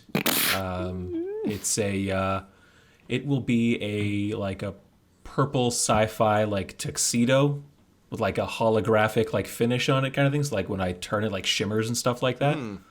And a walking stick. Dope. N-Gage, what do you look like in a mind palace? So I'm wearing moccasins. I have cozy, very high-waisted tan pants. I have a very nice-looking, kind of almost flannel shirt, done up, and I got coiffed black hair, kind of tousled with a bird nose. I look like Danny Tanner. All right, but still a robot. So metal face, but with Danny Tanner features. All right, gotcha. Yeah, with a full fake human nose though. Oh, okay, amazing. And is the hair a clear wig, or is it It's clearly a wig. Okay, so it's not sculpted metal that's been painted to look like hair. No, it's real hair. All right, cool. Yeah. It's real fake hair. Yeah. Yeah. All right. It's horse hair. Hey. tauntaun hair. All right, so the two of you approach and you see Wakka playing with the water. You can tell it's Wakka because he has the plate in his forehead. And you see Serpentos brooding, and you can tell it's Serpentos because he doesn't have the plate in his forehead. Hey, fella. Hard day, huh? Which one are you talking to? I'm talking to both of you. Okay. I'll direct this at Wakka first. Hey, pal. Hard day, huh? Oh, hey, how's it going? Oh, fine, pal. Fine. You doing okay, though, huh? Well, I'm doing great. Look at this. And then I reach my hand down in the water and I reach it back up. It's like, it's solid, but it's wet. And I can just kind of I'm going in and out. I'm like, Our sweet boy is back. Oh, well, that's good. Okay. And, hey, Serpentos, Ultra Magnus, are you there? I don't say anything. Oh, he's in one of his moods. Look, guys, you gotta bridge the gap. Now, as a dad, I know one thing about bridging gaps. And the only way to do that when two people are in a spat, trust fall exercises. So, Serpentos, I want you to basically be the base behind Wakka Wakka, okay? I want you to be strong as an oak. And Wakka Wakka, I want you to fall back into Serpentos Ultra Magnus's arms. All right? And I want you to come together. And I want you to work it out. Well, this sounds scary. And Serpentos doesn't say anything. Vic, are you going to let all this dadding advice happen without your input? It's okay if you do. This is a moment of growth. Yeah, if I'm so. just kind of I think just looking around. I was like, what is going? How did I get here? Yeah, don't wild. mind the guy in the zoot suit. It's all right. Just focus on the trust exercises. This isn't my zoot suit. I will show you my zoot suit once we're done here. Wakka / Serpentos, what did the two of you do? So Wakka gets up and he starts walking over to Serpentos and he kind of is getting ready to fall. Serpentos kind of sidesteps and lets Wakka fall back into the water. And then he walks over to Vic and he's like, tell me, handsome one, if you had a problem that you needed to have gotten rid of, how would you deal with it? How would I deal with it? You seem intelligent. I'd like to hear what you have to say. And I like that true. suit. Very What's that perceptive, made I am. of? Oh, I don't know. The label is, and I start trying to check the label. It says Hologram ink. Yeah. Well, it's really nice. I really like it. I think you're a very snappy dresser. Thank you. I am. So the question is, what would I do if I had a problem with someone? Yes. Say you had an idiot that you had to deal with, Oh boy. and you had to get rid of him. What would you do? You know what? This actually is sounding like a real scenario that I'm dealing with in real life. This is just this dumb friend of mine who's getting all on his high horse about being a Sith. I mean, what is a Sith even? Oh. He's just throwing shit around, Wait. just making a mess, calling me names. You know, Yes. he's mean. He's gotten real mean. Well, you're not answering my question. What would you do to this mean person? I think I gotta tell him how I feel, you know, and let him know that he's being a jerk. You know, because as a subordinate, he can't be acting like that under my leadership. Oh, I see. See, Actually, you know, where's the door? And I'm just reaching through the darkness, I gotta go. I gotta Hey, talk to wait someone. a second. Stop. Hey, Serpentos, stop trying to take over this therapy session. You're the one in therapy, not the one giving out therapy. I'm not talking to you, murderer. I'm talking to Vic, this smart, handsome man. Oh, Now, Vic, I like this guy. Who is this? Damn it, Vic. my name is Serpentos Ultra Magnus. Wow, Yes. it's quite the name. Well, let me give you a tip, because I've dealt with things like this before. I'm open to receiving suggestions. Okay. And I kind of walk over to Wakka, he's like rubbing his head. He's like, oh, because Still in the water. Yeah, he's like, it's kind of his head's in the water, and he's like kind of trying to push it out. See, whenever I have a problem, I don't really talk to it. I just like to get rid of it. And then I pull up Wakka from the water and I rip his head off. No! No! Wakka de-reses as you watch it's a full, like, his body drops to its knees and his eyes just lock on yours, N-Gage, and he just says, Mr. N-Gage, I don't feel so good. And then his head disintegrates. Serpentos, you do a full, like, Shakespearean, like, you just look into Wakka's eyes as his head falls apart in your hands. Do you say anything to him as he disintegrates? I just smile at him and I gently put it in the water and I just step it into the water. Cool. Suddenly, you're bolted back to the ship. Vic and N-Gage, you sit up from your not cool sci-fi plug-in chairs, but probably like weird janky Star Wars ones where you're wearing like an ice cream maker on your head or some bullshit. And you kind of take it off and you look around and with tiny spindle arms, you see Serpentos Ultra Magnus rise. Adam, what do you say to them? I say, I'm going to make you both a deal. I'm not going to rip you apart with my spindly arms if we work together and take over Brash's Darth title. Boy, were you guys all just watching the same like weird show that I was watching? God damn it, you idiot! Meanwhile, Brash, unaware of the conspiracy beginning with your apprentice, as all Siths must inherently not be aware of, because you have picked up the 300 grenades from Uber, and you've pulled back into the system that Agrippa and Tutu Cups' planets are in. You're bringing the ship down kind of back at Tutu Cups' place, having decided on a course of action for the party. Are you going to betray Tutu Cups, or are you going to give him the money that he was promised and use his codes to access Agrippa? I think he would have to go talk to Nix about it. And then he probably, if he could,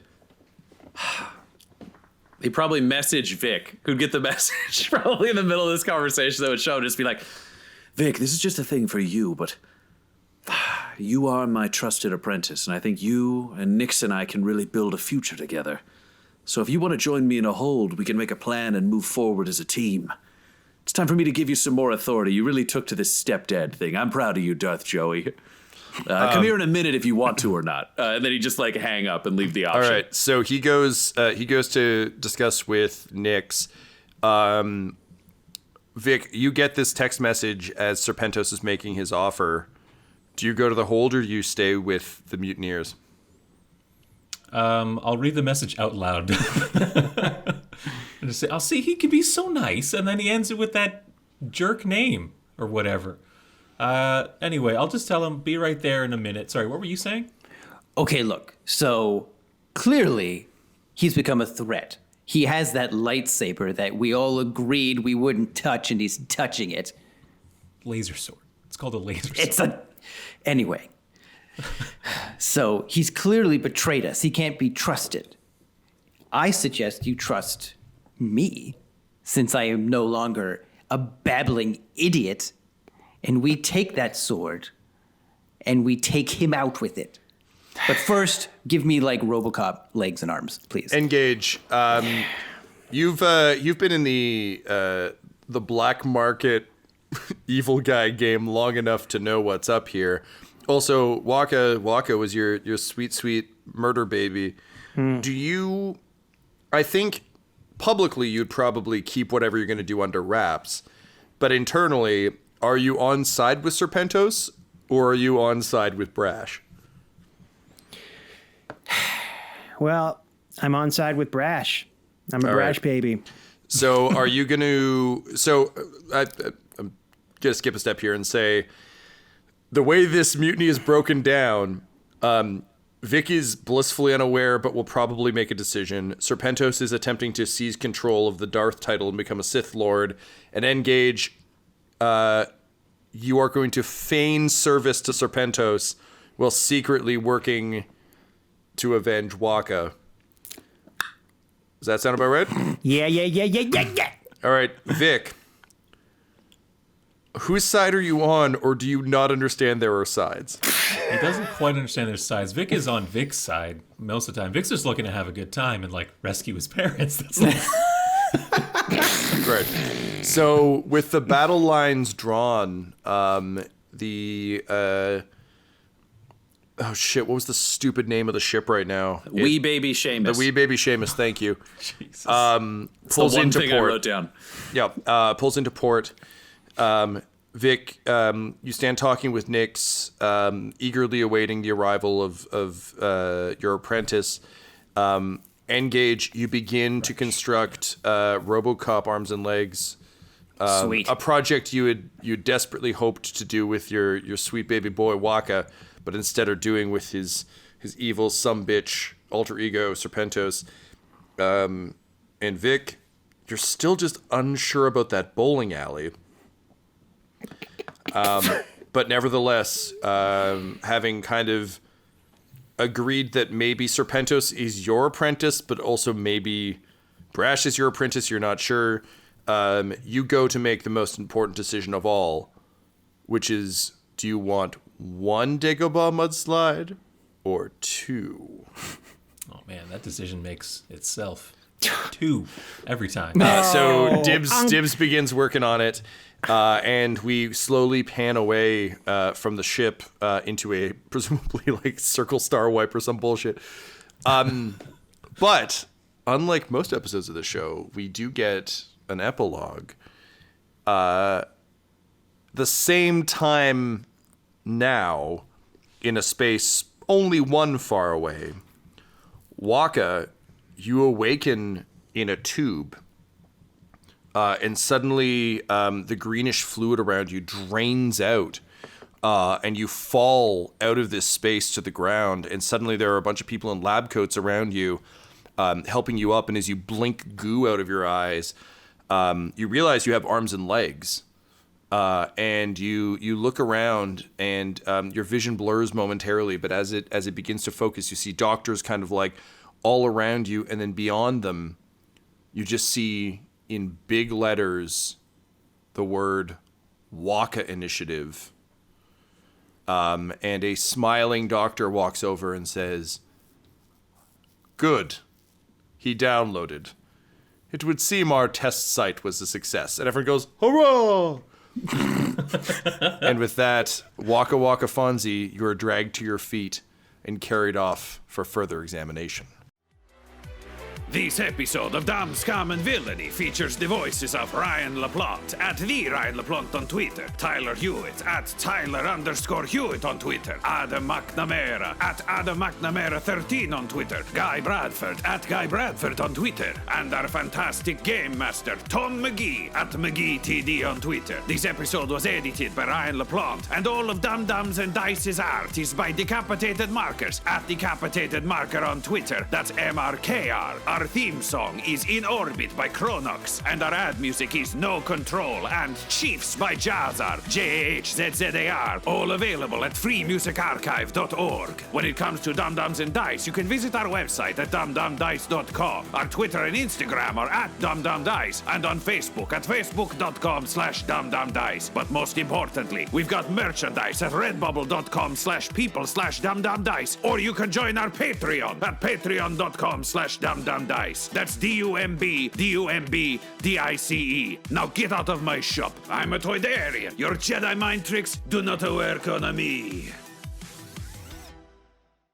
Dum Dums and Dice has to give a special thank you to the supreme beings of our Patreon at this time: Christian Menicola, Long Long, The Half-Blind Prophet, James Cuellar, DM Rob, Christopher Little, Joshua White, Olin Anderson, Sue One, Devin Boyce, and Jill and Noel LaPlante. If you want your name to be added to this list, you can join our Patreon too at patreon.com/dumbdumbdice. Thanks to them, and a little bit of thanks to you.